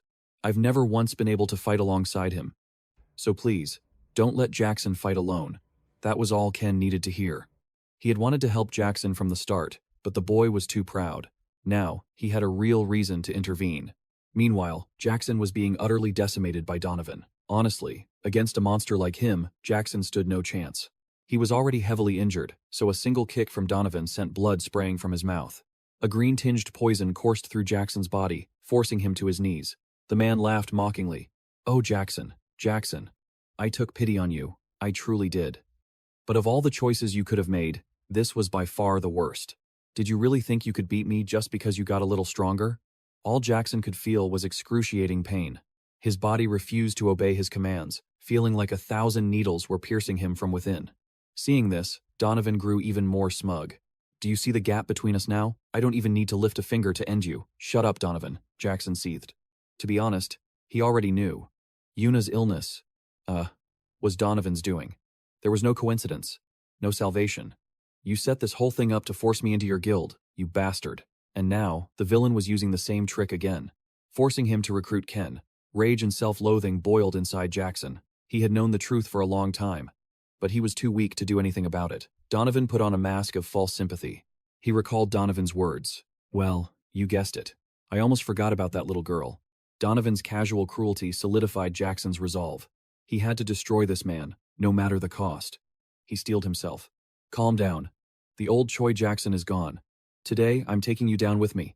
With a roar, he gathered all his strength, raising his sword to strike, but Donovan merely flicked his finger. Instantly, the poison seized control of his body. He collapsed in agony. Donovan called his actions foolish. Donovan had countless types of poisons. He admitted to chronic ones, like the kind he used on Yuna. But there were others. Silent bombs that build up over time and then detonate, like the one now ravaging Jackson's body. He had anticipated Jackson's betrayal, so he'd been poisoning him little by little every time they met. "You should learn to control your expression." With those words, he kicked Jackson, sending him flying into a door like a rag doll. Jackson was now critically injured. His vision blurred. He could only see Donovan's feet. He knew he had failed. Despair flooded his mind. He thought of Ken and cursed his own weakness. In the end, I couldn't kill Donovan. I couldn't cure Yuna's illness either. I'm so irresponsible. I knew if I failed, Yuna would be left all alone. But I still charged in recklessly. "Yuna, I'm so sorry. Maybe I was just trying to escape this hell through death." Just as he thought it was all over, a shadow appeared in the doorway. Yes, it was Ken. He had come to save Jackson. Donovan was quite surprised by his appearance. "Hello there. We've met before, haven't we? I'm here to register as a member." The look on Donovan's face was priceless. Was this a dream? The legendary Ken was here, personally asking to join his guild? The two of them sat down on the sofa to talk. Donovan didn't even need to speak first. But first, Leo had to present his application. His gaze shifted to Jax, his eyes holding a silent, hidden message. Director Kane spoke, a hint of surprise in his voice. "Well, I must say, this is quite unexpected. I thought you'd be reluctant to join our guild. Yet here you are, approaching us first. My curiosity is piqued. May I ask what caused this sudden change of heart?" But Kane knew it couldn't be that simple. The man was a master of deceit, and everyone knew it. For Leo to come willingly, he must have a hidden agenda. Leo retorted coolly, "You're hardly a saint yourself. Let's just say I've grown tired of playing the hero. As long as we can give each other what we want, it doesn't matter who I work with." This, of course, was music to Kane's ears. A man who only understood the language of profit. "I'm delighted to hear that." But before any deals were made, he insisted Leo sign the contract first. Leo signed it without a moment's hesitation. Kane was floored. My. He never imagined it would be this easy. "Then, let's get down to business. What are your terms?" Leo's first demand as a member of the War God Guild was for Director Kane to remove the poison from Jax's body. This took Kane completely by surprise. Of course, to avoid suspicion, Leo had the perfect excuse prepared. He brought up the guild's work. Having Jax lying around like this, oh, isn't good for my performance. And I don't know if you've seen the news, but he and I have some unfinished business. That's right, Leo was using their public rivalry as the perfect cover, and incredibly, Director Kane bought it. The director burst out laughing. Haha, you want me to heal him? Just so you can settle the score yourself? It's certainly possible, but even if I remove the poison, he'll be useless to you. The after effects will permanently linger in his system. Leo said he didn't care. A single Jax is worth more than 100 C-rank awakeners. Hearing this, Kane agreed. I'll remove the poison at once. Wow. For a man known for his suspicion, he was surprisingly trusting. He acted immediately, without a second thought. Was he even thinking clearly right now? With that, Kane grabbed Jax by the throat. And the poison was drawn out, absorbed directly into his hand. Once it was done, he coldly tossed Jax aside without a shred of concern. Leo immediately went to Jax's side. He placed a hand on his shoulder, whispering that he'd met with Yusan first. Though drained, Jax's eyes shot open, trying to speak. Leo quickly signaled for him to be quiet. Shh. Stay silent. Or you'll blow our cover, bro. Next, Director Kane laid out the terms of Leo's compensation and position within the guild. Your cut will be 70% of all dungeon profits, and you will act as my direct representative, since your teamwork skills seem to be lacking. But by this point, Leo couldn't care less about the offer. He turned his back coldly. If everything you do is just business, then I have no reason to stay. This quiet little deal is over. What I want is 100% of the income, and the position of guildmaster. Hand it all over. Surprise, old man. Leo had finally revealed his true hand. Kane's shock turned to furious laughter. I knew you were planning something. You want me to hand over my guild, just for the privilege of you joining? Don't be ridiculous, Leo. Leo couldn't see what was so funny. The man was a monster. He built this guild by exploiting the weak, using their vulnerabilities as leverage. And since that's how this guild operates, I'll use the exact same method to take it from someone weaker than me. This only enraged Kane further. Don't you dare lecture me with your fake sympathy, you little brat. I don't exploit them, I utilize them. Do you feel pity for the herbivore hunted by the predator? They were ignorant and weak from the very beginning. Their lives held no value. By the laws of nature, they were destined to be prey. But I am the one who gave them purpose. I turned them into something useful. They lacked strength, determination, and intellect. And that is a sin in this world, where only the strong survive. This is the world of the awakened. His theory sounded grand, but it was nothing but garbage. He believed that being strong gave him the right to use the weak. But it seems that's the only rule he understands. And forget everything else. Even the weakest prey will turn on the predator to survive. And in that very instant, a miracle occurred. Jax appeared directly behind Darius Vane. Surprise, didn't see me coming? By the time the old man realized it, it was too late. Jax leaped, striking the villain with devastating force. A blow like that should have ended him instantly. This was the price he paid for underestimating his prey. To be struck down by the very man you tortured. What a bitter, ironic end. But Jax was on the brink of death moments ago, still suffering from the poison's after effects. This had to be the power of a miracle. A slash from a blade that long should have sent Darius Vane straight to the afterlife. How could anyone possibly survive that? Jax unwrapped the bandages from his head, revealing his wounds had completely vanished. He didn't understand how. He turned to Leo, asking, "What happened?" I was certain Vane's poison had finished me. Even with an antidote, a body that ravaged should have been impossible to heal so quickly. In that moment, he couldn't feel his own limbs, and darkness had consumed his vision. It was only when Leo placed a hand on his shoulder that a mysterious energy flowed into him, pulling him back from the brink. Why are you helping me so much? We've only just met, and you've saved me time and again.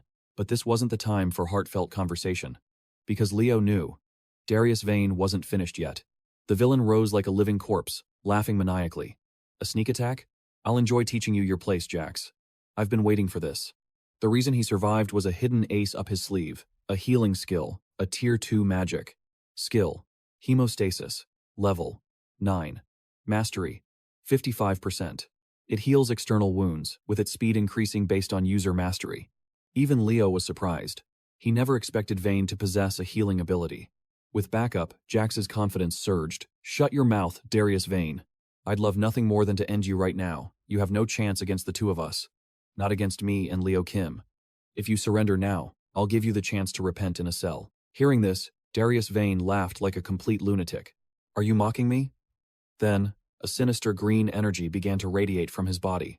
A moment later, he stood in a swamp of sickening green poison. Jax yelled a warning to Leo. Get back.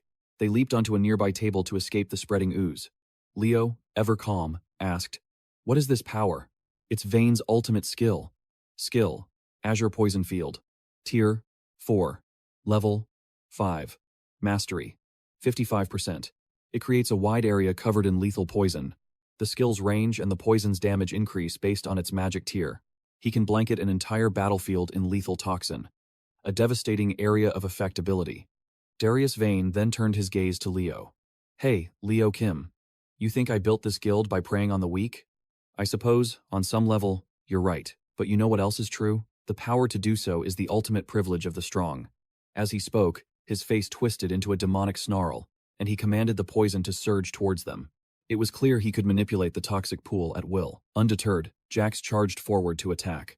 Vayne sent a wave of poison splashing toward him, but Jax's massive blade was wide enough to block the toxic spray. That's when they noticed it. The poison only affected living creatures. The table and the sword remained completely unscathed. So, Leo deduced that as long as they had a shield and the poison never made skin contact, they would be safe. But it was never going to be that simple. Darius Vayne unleashed a new skill, Violet Acid Spray, which instantly corroded a hole through Leo's shield. Luckily, Leo dodged back just in time, and then, he understood the true danger. While the Azure Poison Field attacked living targets, he used the Acid skill to destroy their inanimate cover. The Azure Field and Violet Acid formed a perfect defense, protecting him from any surprise attacks. The synergy between the two skills was terrifyingly brilliant. Darius Vayne gloated, taunting Leo Kim directly. You may be a top ranker, but you don't have what it takes to be a hero. Did you really think you could waltz in here and take my guild from me? Leo's expression was calm. Okay, I'm wrong. I accept that I'm wrong. But tell me, what does it mean to be right in your world? In the next moment, crimson drops of blood materialized from Leo's hand. A familiar, terrifying power began to build. That's right, it was the skill Leo had absorbed from the blood cult battle. The drops of blood began to morph into countless sharp spears. The signature of the Crimson Javelin skill is its ability to completely overwhelm a target. If you're as strong as you say, then try and dodge this. With a flick of his wrist, Leo unleashed hundreds of blood spears, raining down upon Darius Vayne, model, making Donovan flee with his tail between his legs. But now, he used his poison to create a defensive barrier. Jax charged forward, his sword clearing a path for Ethan. But strangely, his blood-red spears had no effect against the green toxic mist. Jax went for a pincer attack from behind, while Ethan pushed from the front a classic feint. But this guy, Donovan, was incredibly agile. He not only dodged the assault but conjured another shield of green poison. Every single blood spear was blocked once again. Ethan's attack couldn't break through.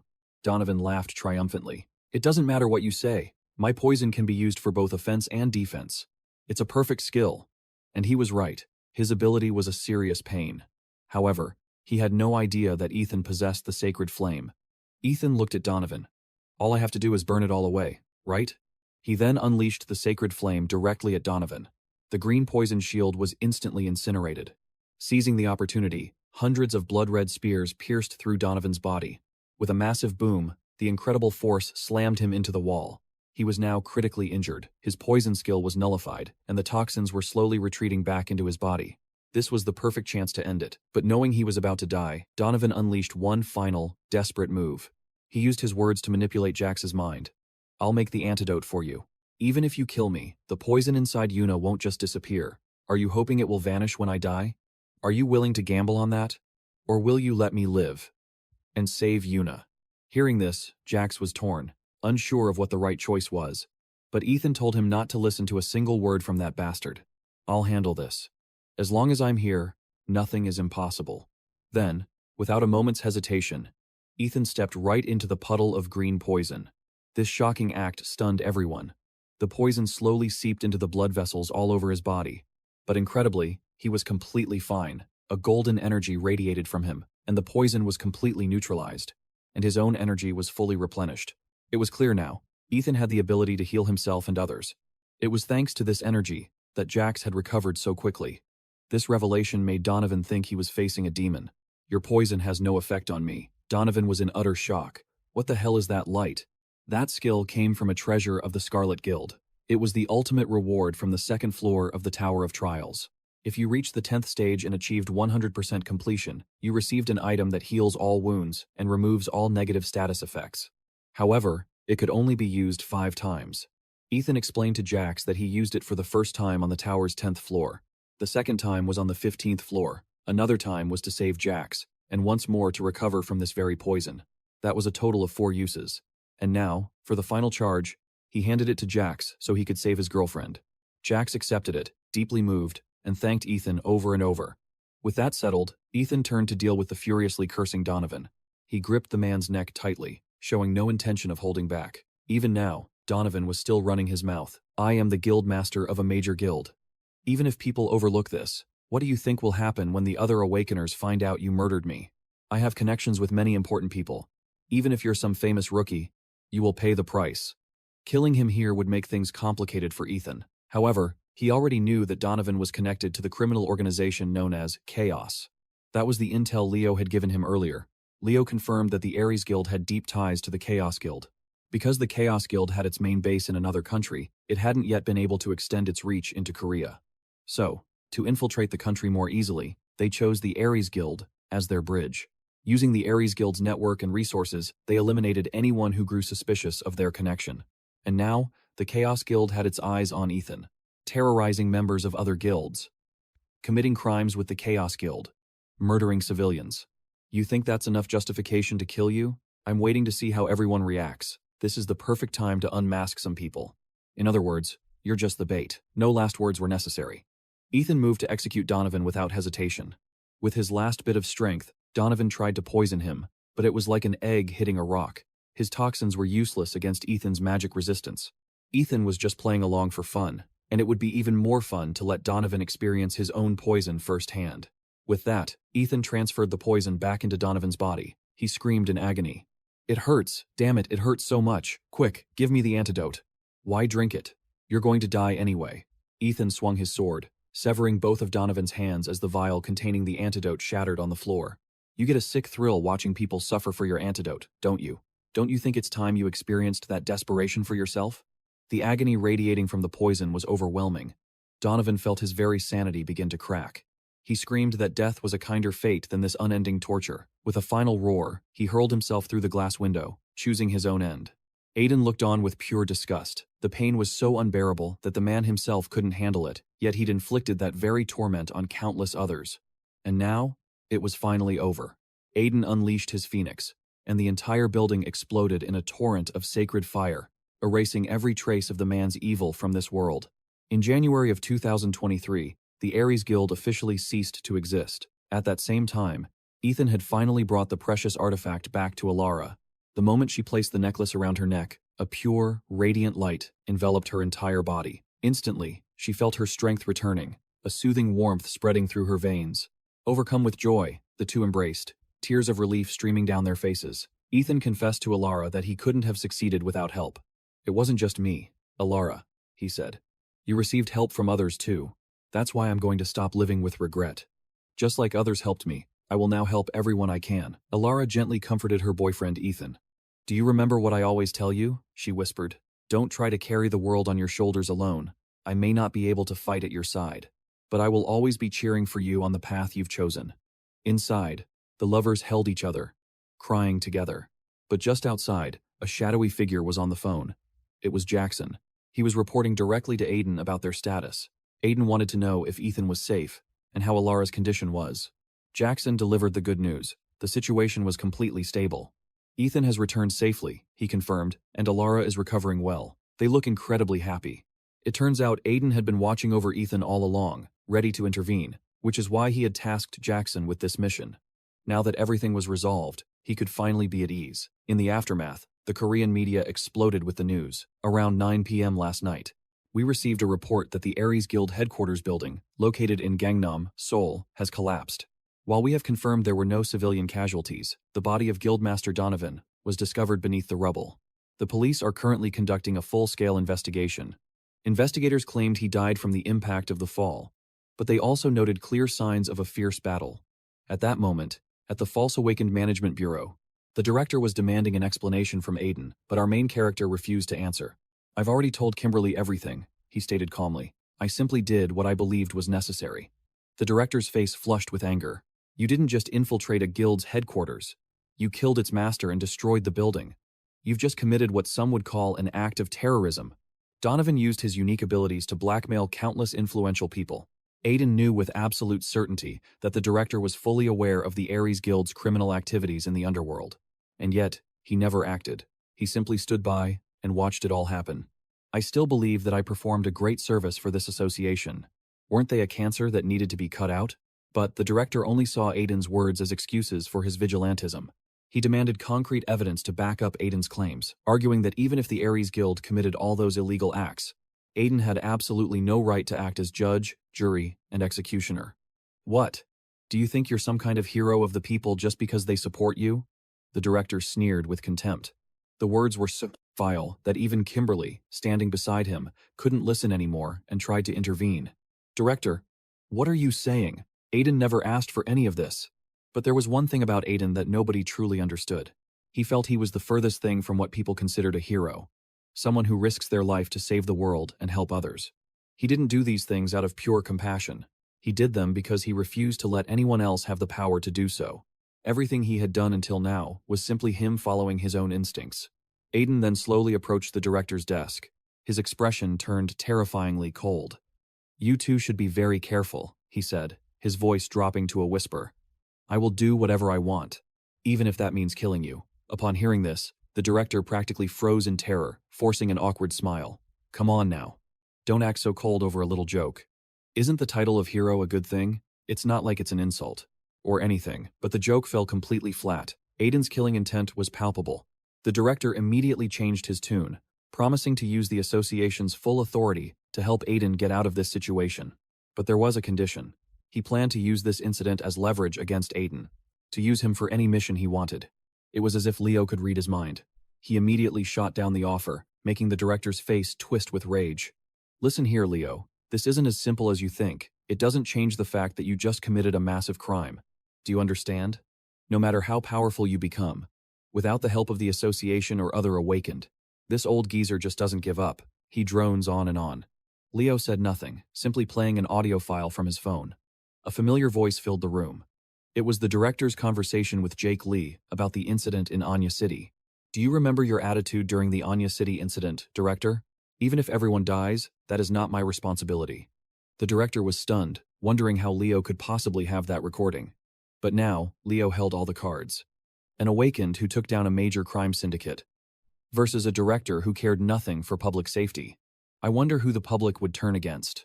I don't think there's much I really need from you, especially when you can't even do your own job. If you try to threaten me, I will retaliate. Leo's words made the director's blood boil, but then he twisted the knife. Just kidding, don't overreact. But it was true.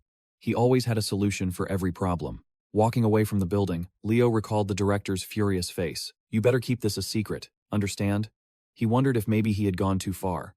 "No, I just wanted to teach him a lesson. I can't believe he dared to threaten me. Fine then, I guess I'll have to give some things up."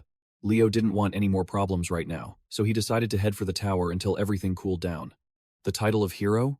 At one point, that very name haunted Leo, and he just wanted to run away from it. However, throughout his journey, he had helped so many people and earned their gratitude. So if the path he wanted to walk was that of a hero, then a hero is what he would become. After the fall of the Aries Guild, public opinion about Leo exploded. Was he a hero or a demon who only existed to show off his power? This sparked heated debates, with one side claiming he was the savior of Anya City. Without him, all 600,000 of those people would have died. Leo is strong and thinks fast, that's why he was able to save them. But the other side argued back, he is not a hero. Leo is a man hungry for power, constantly showing off his strength. The Aries Guild was crucial for clearing dungeons, but just because he didn't like them, he destroyed the entire guild. And yet, not only did he not face any punishment, he even received special treatment for his dungeon clearing license. Despite being just a C-rank awakened, this made them think he had connections to the association, and that they had allowed him to do it. The other side argued that the number of dungeons he'd cleared, including Anya City, was in the dozens. If he only wanted power, he could just climb the Tower of Trials. Why bother clearing dungeons? The fierce debate continued to rage, while Leo himself had disappeared. However, despite the rumors and criticism from the community, he didn't care. All that mattered to him now were his own goals and what he had to do. The awakened, Leo, was returning to the real world. Jake was chilling at a coffee shop when Kai happened to show up. Kai couldn't believe this workaholic was still grinding away after traveling all this way. He pulled up a chair. It had been a long time since they last met, nearly a month. Kai asked, "So, how have you been?" He just sighed. "Don't ask. I need more time because there's never enough. I have to constantly go to the association, manage the awakened, enter the Tower of Trials, and even go clear dungeons." Kai asked, "Are you still helping Leo?" "Of course. Since I'm basically working for him, I should probably start demanding a salary." Kai went silent, his expression a bit sheepish. He thanked Jake for his help during the Aries Guild incident. Thanks to Jake, he was able to prove his innocence and spend time with Elise. Jake happily accepted the thanks, but didn't forget to remind him not to worry. "Just think of it as a debt that you have to repay me." In return, Kai offered to buy him around. Jake asked how Elise was doing. "She's fine. The two of them are always together." Now whenever Kai tries to go back to the tower, she tries to stop him. Suddenly, Leo appeared from behind, giving Kai a shock. Jake grumbled, annoyed at his friend who was constantly late. Leo, with a deadpan expression, grabbed Kai's drink and chugged it down, infuriating him, no matter how close they were. "How can you steal food from someone else? Just order your own. For a handsome guy, you've got a seriously rotten personality." Alex pulled out an egg and said, "Both of you, take a look at this." It was a holy beast egg. His two companions stared at it, their curiosity instantly piqued. He had obtained it while clearing the 10th floor. Jake was so excited he couldn't believe his eyes. This was a super rare item. He had heard legends that it possessed a special, hidden power. This very item was why Alex had to stay behind and handle things. It had shown no reaction since he'd gotten it, but it began to stir when he was clearing the 20th floor. After that, nothing happened again. Thinking it was a living item, he decided he needed to consult an expert. The S-Rank awakened, Ethan Song. No one on Earth knew more about holy beasts than him. Noah worried, "Do you really think he'll agree to help?" Ethan Song didn't accept just any offer. He was part of a top 3 regeneration guild, and even though he was an S-rank, getting help from him would be difficult for someone with no guild affiliation. However, Alex wasn't concerned about any of that. He knew Ethan was obsessed with holy beasts. There was no way he'd pass up on something this fascinating. Alex sent a message directly to Ethan, stating simply that he possessed a holy beast egg, and to contact him back. Alex knew full well that getting his help required patience. He would come, but on his own terms. Meanwhile, Ethan had already read the message. Suddenly, his subordinate rushed in to report that his tamed dragon was trembling with fear. Ethan gently calmed the creature. His subordinate had completed the background check on the individual named Alex Sung. He was a mage-based awakened, specializing in a hybrid of swordsmanship and magic. They said he was a C rank. Hearing this, Ethan couldn't understand. Where did this man get the audacity to contact him through a public channel? All of that information was just the official record. Unofficially, he held the #1 rank in the Tower of Trials every single week, up to the 29th floor. He was also known as the #1 reason for clearing the dungeon break that occurred in An-Nin. In reality, one could conclude he was practically an S rank. Ethan fell into deep thought. A long tale always conceals a secret, and this man was no different. His rank was merely a disguise. The subordinate continued his report. Currently, there's a rumor he's frequently visiting the association to undergo the S-rank promotion procedures. Ethan was shocked by this information. Alex Sung was completing his S-rank registration? Outside, a swarm of reporters and journalists had gathered to hunt for a scoop. It seemed the rumor of Alex's S-rank reevaluation had already spread like wildfire. Even though Noah had tried his best to keep it a secret, it was utterly useless. Jake pointed to the glowing egg and asked, "Are you really planning to go in with that thing?" "I already told you," Alex said calmly. "I'm going to make Ethan Song crave this." At that moment, the pack of reporters spotted Alex Sung. They quickly raised their cameras towards him and began their assault. "Mr. Alex Sung, you were selected as the most outstanding rookie. Please say a few words about it. Is there a reason for receiving an S-rank evaluation after all this time? Has any guild tried to recruit you? We are certain of your actions in Ongjang, but how did you know that incident was going to happen?" Noah and Jake had to struggle to control the chaos and protect their leader. One reporter saw the egg in Alex's hand, and his eyes widened. Another gasped, suddenly realizing it was the very egg from the rumors. Alex didn't hesitate to say this was just a divine beast's egg. He added, "Since there's a lot I want to know, if anyone has information on this matter, please contact me." The reporters and journalists continued to unleash a storm of questions. How did you obtain such a precious item? Did you steal it from Ethan Song? He didn't offer any more information, because this was all part of his plan. Alex thought to himself, this should be enough. Now that I've shown them the egg, he'll come to me soon enough. Suddenly, Alex was taken aback by a question from that same reporter from before. "Mr. Alex Sung, please answer this question. Regarding the terrorist attack on the Aries Guild, we have a source saying you were responsible for its complete annihilation. Please give us your opinion on this matter. Alex silently turned his head, staring at the man with eyes radiating pure killing intent. It seems people have gotten bolder. If I really were a terrorist, what would you do about it? Everyone who heard him turned pale with fear, not a drop of blood left in their faces. The circle of reporters was instantly broken. Jake admired his leader's incredibly cool demeanor. Noah reminded him, "Please, relax. Your public image is plummeting right now." Alex couldn't care less. If he had to constantly worry about things like that, he would never be able to get anything done. And so, he had achieved his goal. The bait had been cast. All that was left was to sit and wait, to see what kind of big fish he could catch. The three of them walked confidently to the evaluation room. The staff member said, "Before you enter, you are permitted to bring one reporter in with you." Alex only needed the two people beside him. Everyone else can turn back. The reporters began to whisper as he shut them all out. So he has no intention of joining a guild? Now that's a scoop. I've got to report this to the manager. Elsewhere, Mason Kim, Vice Master of the Reaper Guild, reports to the association about Caden dismissing everyone. Except for his two closest companions, he resolves to continue his observation. Inside the evaluation chamber, the proctor begins to explain the rules and rewards that await should he pass the S-Rank assessment. First off, all S-Rank Awakened receive a salary on the first day of every single month. In return, every S-Rank Awakened is assigned to a designated dungeon, rotating missions with other S-Ranks as part of their duty. Just as the proctor was about to give a brief on the test, a figure suddenly descended the stairs. He declared, "I'll take it from here." It was none other than Jay Kim. Caden was shocked by his sudden appearance. Jay explained that, as a staff member, he must observe all tests, but more importantly, he couldn't miss the chance to witness Caden's limits firsthand. After Jay explained the procedures, they moved on to the next floor. The S-Rank evaluation is worlds apart from any normal assessment. He would have to complete a trial similar to the Tower of Challenges. Through this ordeal, his level, physical limits, magical abilities, and even his control over magic would all be put to the test. It wasn't just his stats. Every single factor that could influence a battle would be thoroughly examined. The system, and the test itself, were the product of a single Awaken's ability, one that could create a pocket dimension where an S-Rank Hunter could unleash their true potential, regardless of time or place. It was the power of America's top Awakened, the Master of Illusions, Johnny Breath. As Caden entered the machine, Jay reminded him not to resist the magic, but to accept it fully. And with that, the test began. Caden was plunged into a dark, empty space. Even though he was prepared, he could never get used to the feel of these illusions. Suddenly, a massive hand swiped at him, and Caden instantly dodged the attack. A grotesque monster with terrifying destructive power appeared, giving him no time to even admire the scenery. The boss and its minions roared as they charged Caden. In response, he drew his sword.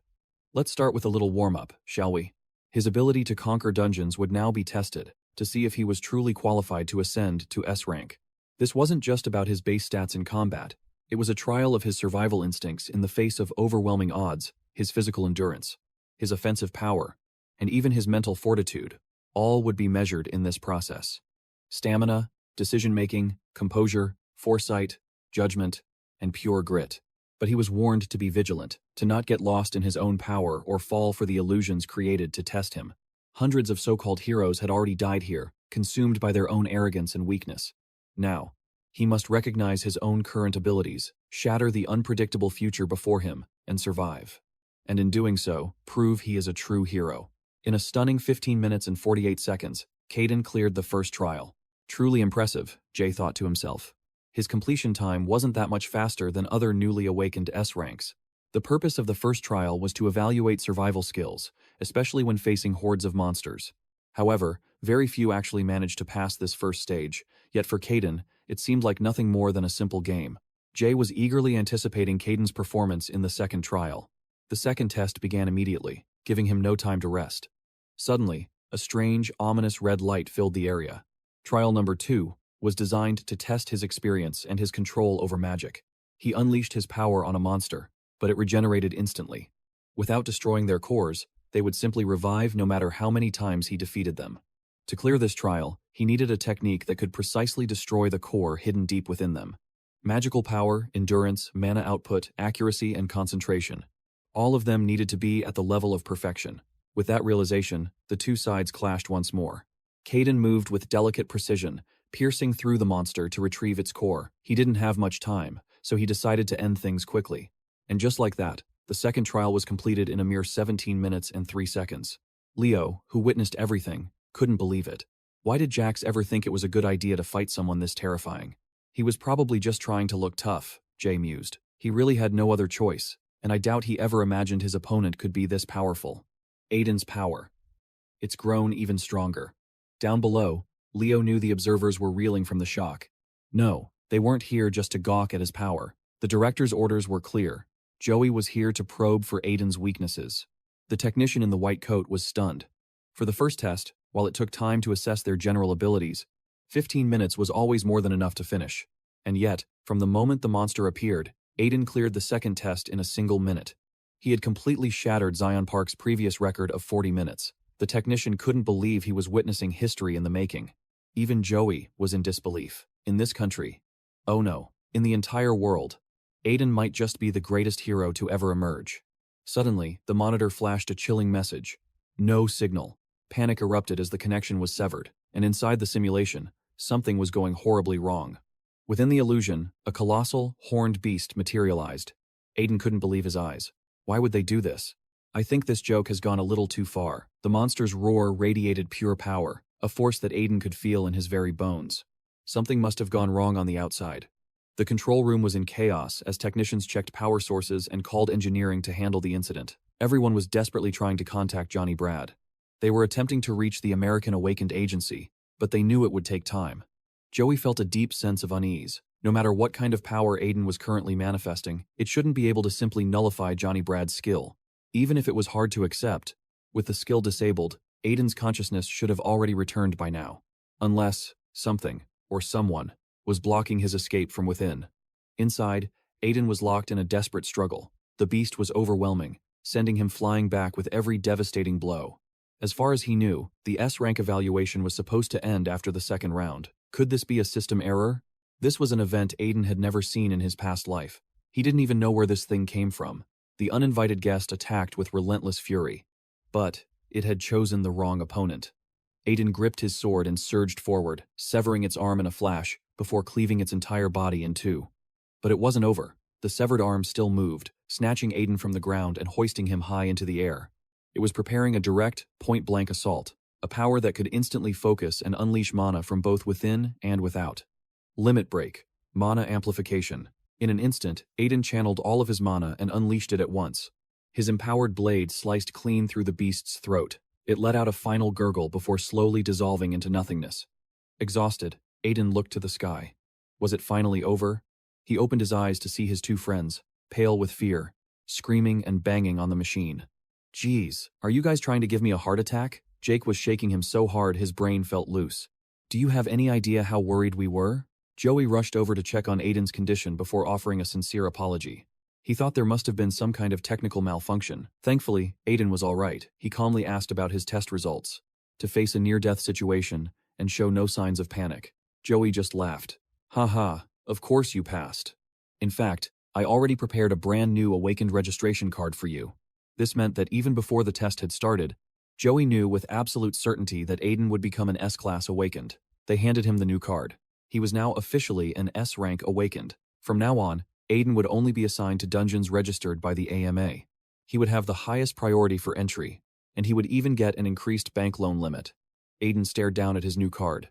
No matter how many benefits an S-rank Awakened received, his reason for achieving this level was singular. He would now have the authority to participate in world-class dungeon raids, because the future threats he knew were coming wouldn't be confined to just one country. With this, his preparations were finally complete. The preparation to become a true hero. Suddenly, the entire building began to tremble. A crushing pressure bore down on everyone, the pressure of an immense mana signature. In this place, only one person could possess such overwhelming mana. Kale. Aiden couldn't believe it. How could he have taken the bait so quickly? But it was truly him. Kale had arrived. Show yourself, Aiden. Aiden was surprised that Kale decided to act so fast. He calmly took out the egg, holding it up for him to see. He thought Kale was making a needlessly noisy entrance. After all, he must have come here for this egg and the unidentified divine beast within it. Kale. Caden Song's eyes locked onto the egg in Ethan's hand, a grin spreading across his face. I'm merely responding to your awakening, he declared. Now, hand it over and get lost. With those words, Caden unleashed his own divine beast. It lunged toward Ethan with blinding speed. He dodged, Realizing Caden wasn't here to negotiate, he wanted to take the egg by force. But the situation was dire. Just moments ago, Ethan had exhausted his entire mana pool during the trial. Attacking was impossible, so he braced for defense, his only goal to protect the egg. If Caden managed to seize it, this would all be over. Before he could secure the egg, Caden blocked his path, demanding he surrender the prize. Just then, the egg began to tremble violently. It was hatching. Both men watched in awe as a small, red creature with two adorable horns emerged from the shell. It was tiny, but Ethan knew instantly what it was. A dragon, one of the most legendary divine beasts, possessing unparalleled power. This was an incredible stroke of luck. The newborn dragon's eyes fluttered open almost immediately. Its gaze fell upon Ethan first, and mistaking him for its parent, it chirped happily and leaped onto his face for a hug. Even more shocking, the moment Caden Song's powerful dragon saw the hatchling, it lowered its head in a respectful bow. Caden was stunned, stroking his beast and demanding to know what was happening. After a silent exchange, understanding dawned on his face. They decided to move somewhere more private to talk. It was then that Caden learned Ethan received the little red creature as a reward for clearing the 10th floor with a perfect 100% completion rate. The hatchling was surprisingly fierce. When Caden playfully teased it, the little one got angry and chomped down on his entire hand. His own dragon then informed him that the newborn was of a higher rank than itself. This was the first Ethan had ever heard of ranks among dragons. He asked Caden if he still intended to take it, but Caden had changed his mind, telling Ethan not to worry. Caden seemed fascinated, playing with the baby dragon. Then he turned to Ethan. "Do you have any idea how long a dragon lives? Judging by that blank look on your face, I guess not." Caden explained that even if they subsist on morning dew, they reach full maturity in just 3 years and live for another 1,000 years after that. "Unlike humans," he continued, "divine dragons are pure. They offer their masters unconditional loyalty, trust, and affection, and they choose their master long before they even hatch. Their very nature is shaped by their master's heart and actions. So if the master is evil, they can only become corrupted beasts. And even if they escape that fate, some humans will only ever see them as tools. That's one of the reasons I collect unhatched divine beast eggs to prevent them from falling into the wrong hands. But it's also for their own well-being and happiness."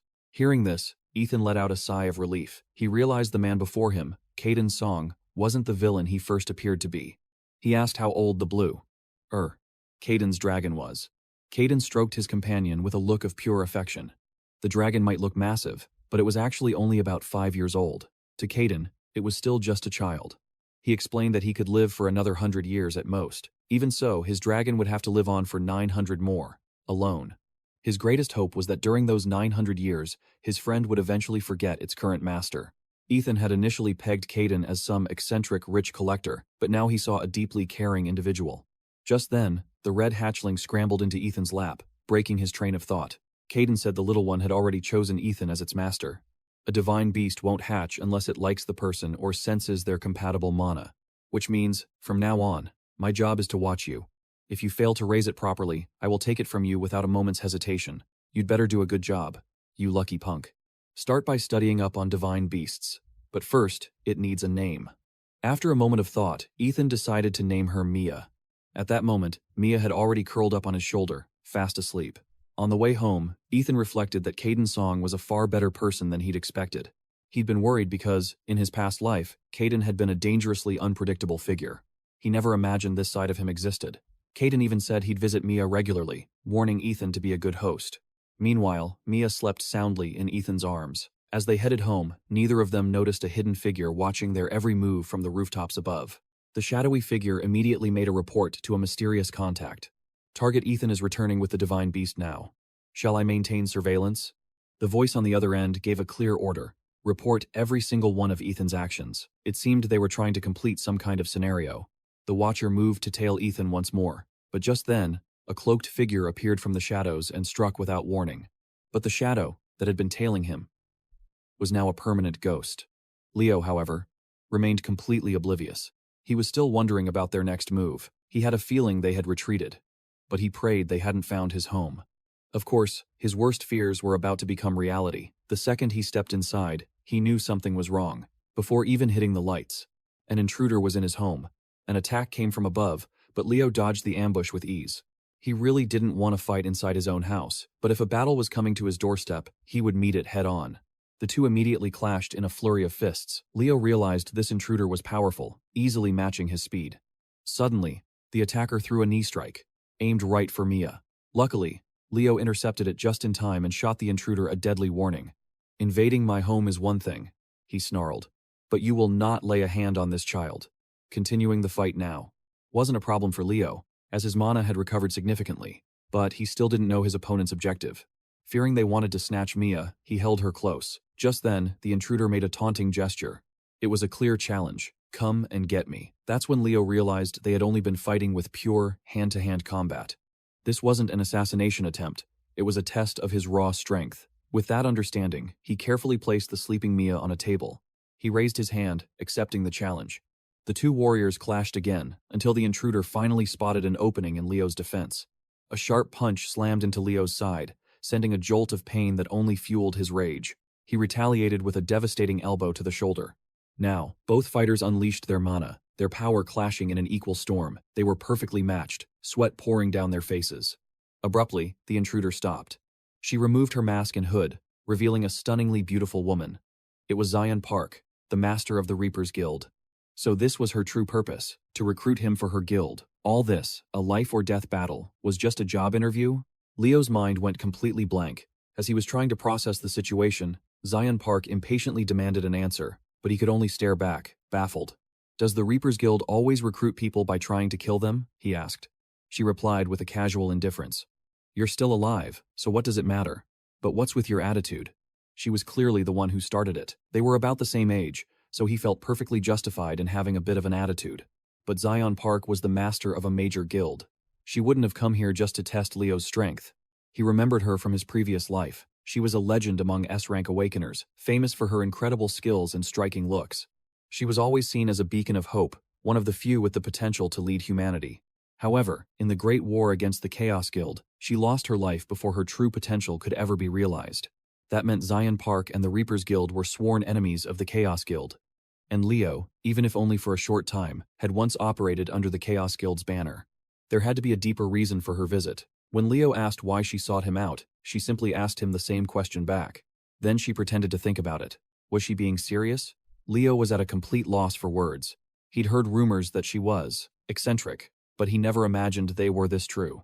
"If you have no other reason to be here, then leave. I have no intention of joining any guild right now." But kicking her out felt like the wrong move, so Leo decided to probe her instead. He asked Zion if she came because she was curious about the Chaos Guild. By her reaction, he knew he'd hit the bullseye. After that, they sat down to talk. The intruder made herself comfortable on the sofa, like she owned the place, while the actual owner sat on a hard wooden chair. Leo began to explain his reasons for acting as if he had ties with the Chaos Guild. It was all a lure to draw them out. Since they always move in the shadows, they're nearly impossible to find. And most importantly, they're made of independent cells. If they cut contact with one team, he would no longer be able to track them. Zion Park realized Leo knew a shocking amount about their operations, and it made her curious. Is that why you decided to completely annihilate the Aries Guild? But his reason for that was simply because there was someone he wanted to save. Besides, if he hadn't crushed the Aries Guild, it would have collapsed on its own sooner or later. Because every Korean guild connected to the Chaos Guild was already being hunted by Zion Park. Hearing this, Zion looked surprised for a moment, then burst into laughter. This was beyond her expectations. Leo had guessed correctly. Zion Park was on a crusade to purge every last member of the Chaos Guild. Her one goal was to destroy everything connected to them. It seemed she was just as bloodthirsty as he remembered. Whenever the Chaos Guild was mentioned, her emotions spiraled out of her control. This made Leo wonder if she had the ability to suppress those massive emotions and convert them into pure magical power. Because her attitude and her magic were both incredible, but her raw talent was on an entirely different level, just as he said.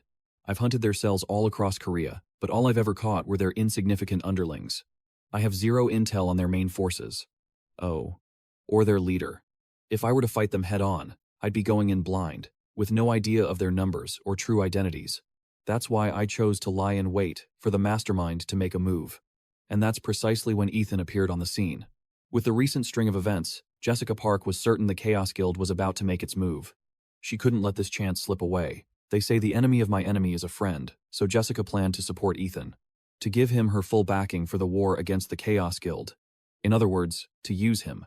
Ethan asked her directly, Why are you so obsessed with the Chaos Guild? A painful memory from her past flashed before her eyes. I just have a score to settle with them, and I must be the one to personally take their master's head. With that, Jessica Park bid Ethan farewell and vanished into the night. Ethan sat there, pondering the deep-seated grudge she held. Perhaps that was the real reason the Death Guild hunted the Chaos Guild so relentlessly in his past life. Suddenly, the burner phone on the ground buzzed. Ethan picked it up in disbelief. It was a text from Jessica Park. "This is my number." The next morning, Jacob and his girlfriend arrived at Ethan's house, seeing his new home for the very first time. Ethan had been incredibly busy, climbing the tower and getting his rank reevaluated. Sarah held a massive bouquet of roses to thank him. "For all the trouble you went through. You've helped us so much recently, and I never had a proper chance to thank you. You're the hero who saved me and Jacob. It isn't much, but I hope you'll accept this gift." As for Jacob, he was too embarrassed to speak, but his gratitude toward Ethan was clear. Ethan looked at the two of them and smiled. "A hero, huh?" He leaned down, inhaling the fragrance of the roses. A look of pure satisfaction crossed his face. "Thank you both. They smell amazing." Sarah then asked Ethan about his pet. He hesitated, unsure if pet was the right word. When she heard it was a dragon, Sarah's eyes lit up with excitement, eager to see it. Ethan tried to refuse gently. "Sorry, but Mia is asleep right now. She's a hatchling, so she sleeps a lot. She only emerged recently." Before he could finish, Mia woke up and pounced onto Ethan's head. The couple was instantly mesmerized by the adorable creature. Mia didn't hesitate to fly over and nestle on Sarah's shoulder. Ethan was stunned. He'd never seen Mia approach anyone else like that. She seemed completely comfortable with Sarah. Jacob watched with a hint of jealousy, wishing Mia would land on his shoulder. "Hey Mia, don't you think you'd be more comfortable over here?" The answer to that was a hard no. Mia showed clear annoyance when Jacob tried to touch her. Just then, Ethan's phone rang. It was Jessica Park. He went upstairs to answer. Jessica announced that a green-level dungeon was about to open in Busan. She'd never seen one manifest this quickly before. Because of this, the association was struggling to even calculate its difficulty rating. Even in Ethan's past life, it was rare for green-level dungeons to appear back-to-back like this. There were a few exceptions, of course, but this was something that shouldn't be happening at this point in time. Was the future he knew already changing? Ethan asked Jessica who was chosen to lead the raid party, and the answer was none other than Keith Song, but he had refused the position. This meant Jessica had the authority to choose anyone she wanted. She asked if Ethan was interested. Needing to investigate this anomaly himself, he agreed immediately. The two of them struck a deal. Jessica said, "Those trashy bastards were supposed to show up at that meeting you told me about. As for any potential moves the Chaos Guild makes in Korea, I leave that to me." Ethan couldn't believe his ears. In the past, the Chaos Guild had revealed its true nature by targeting America, China, Korea, the UK, and France with terrorist attacks. It all started when a blue-level dungeon appeared in America during a raid. They assassinated several S-rank awakened, and after the raid failed, a catastrophic dungeon break occurred. As a result, countless people had lost their lives. He thought about their agreement.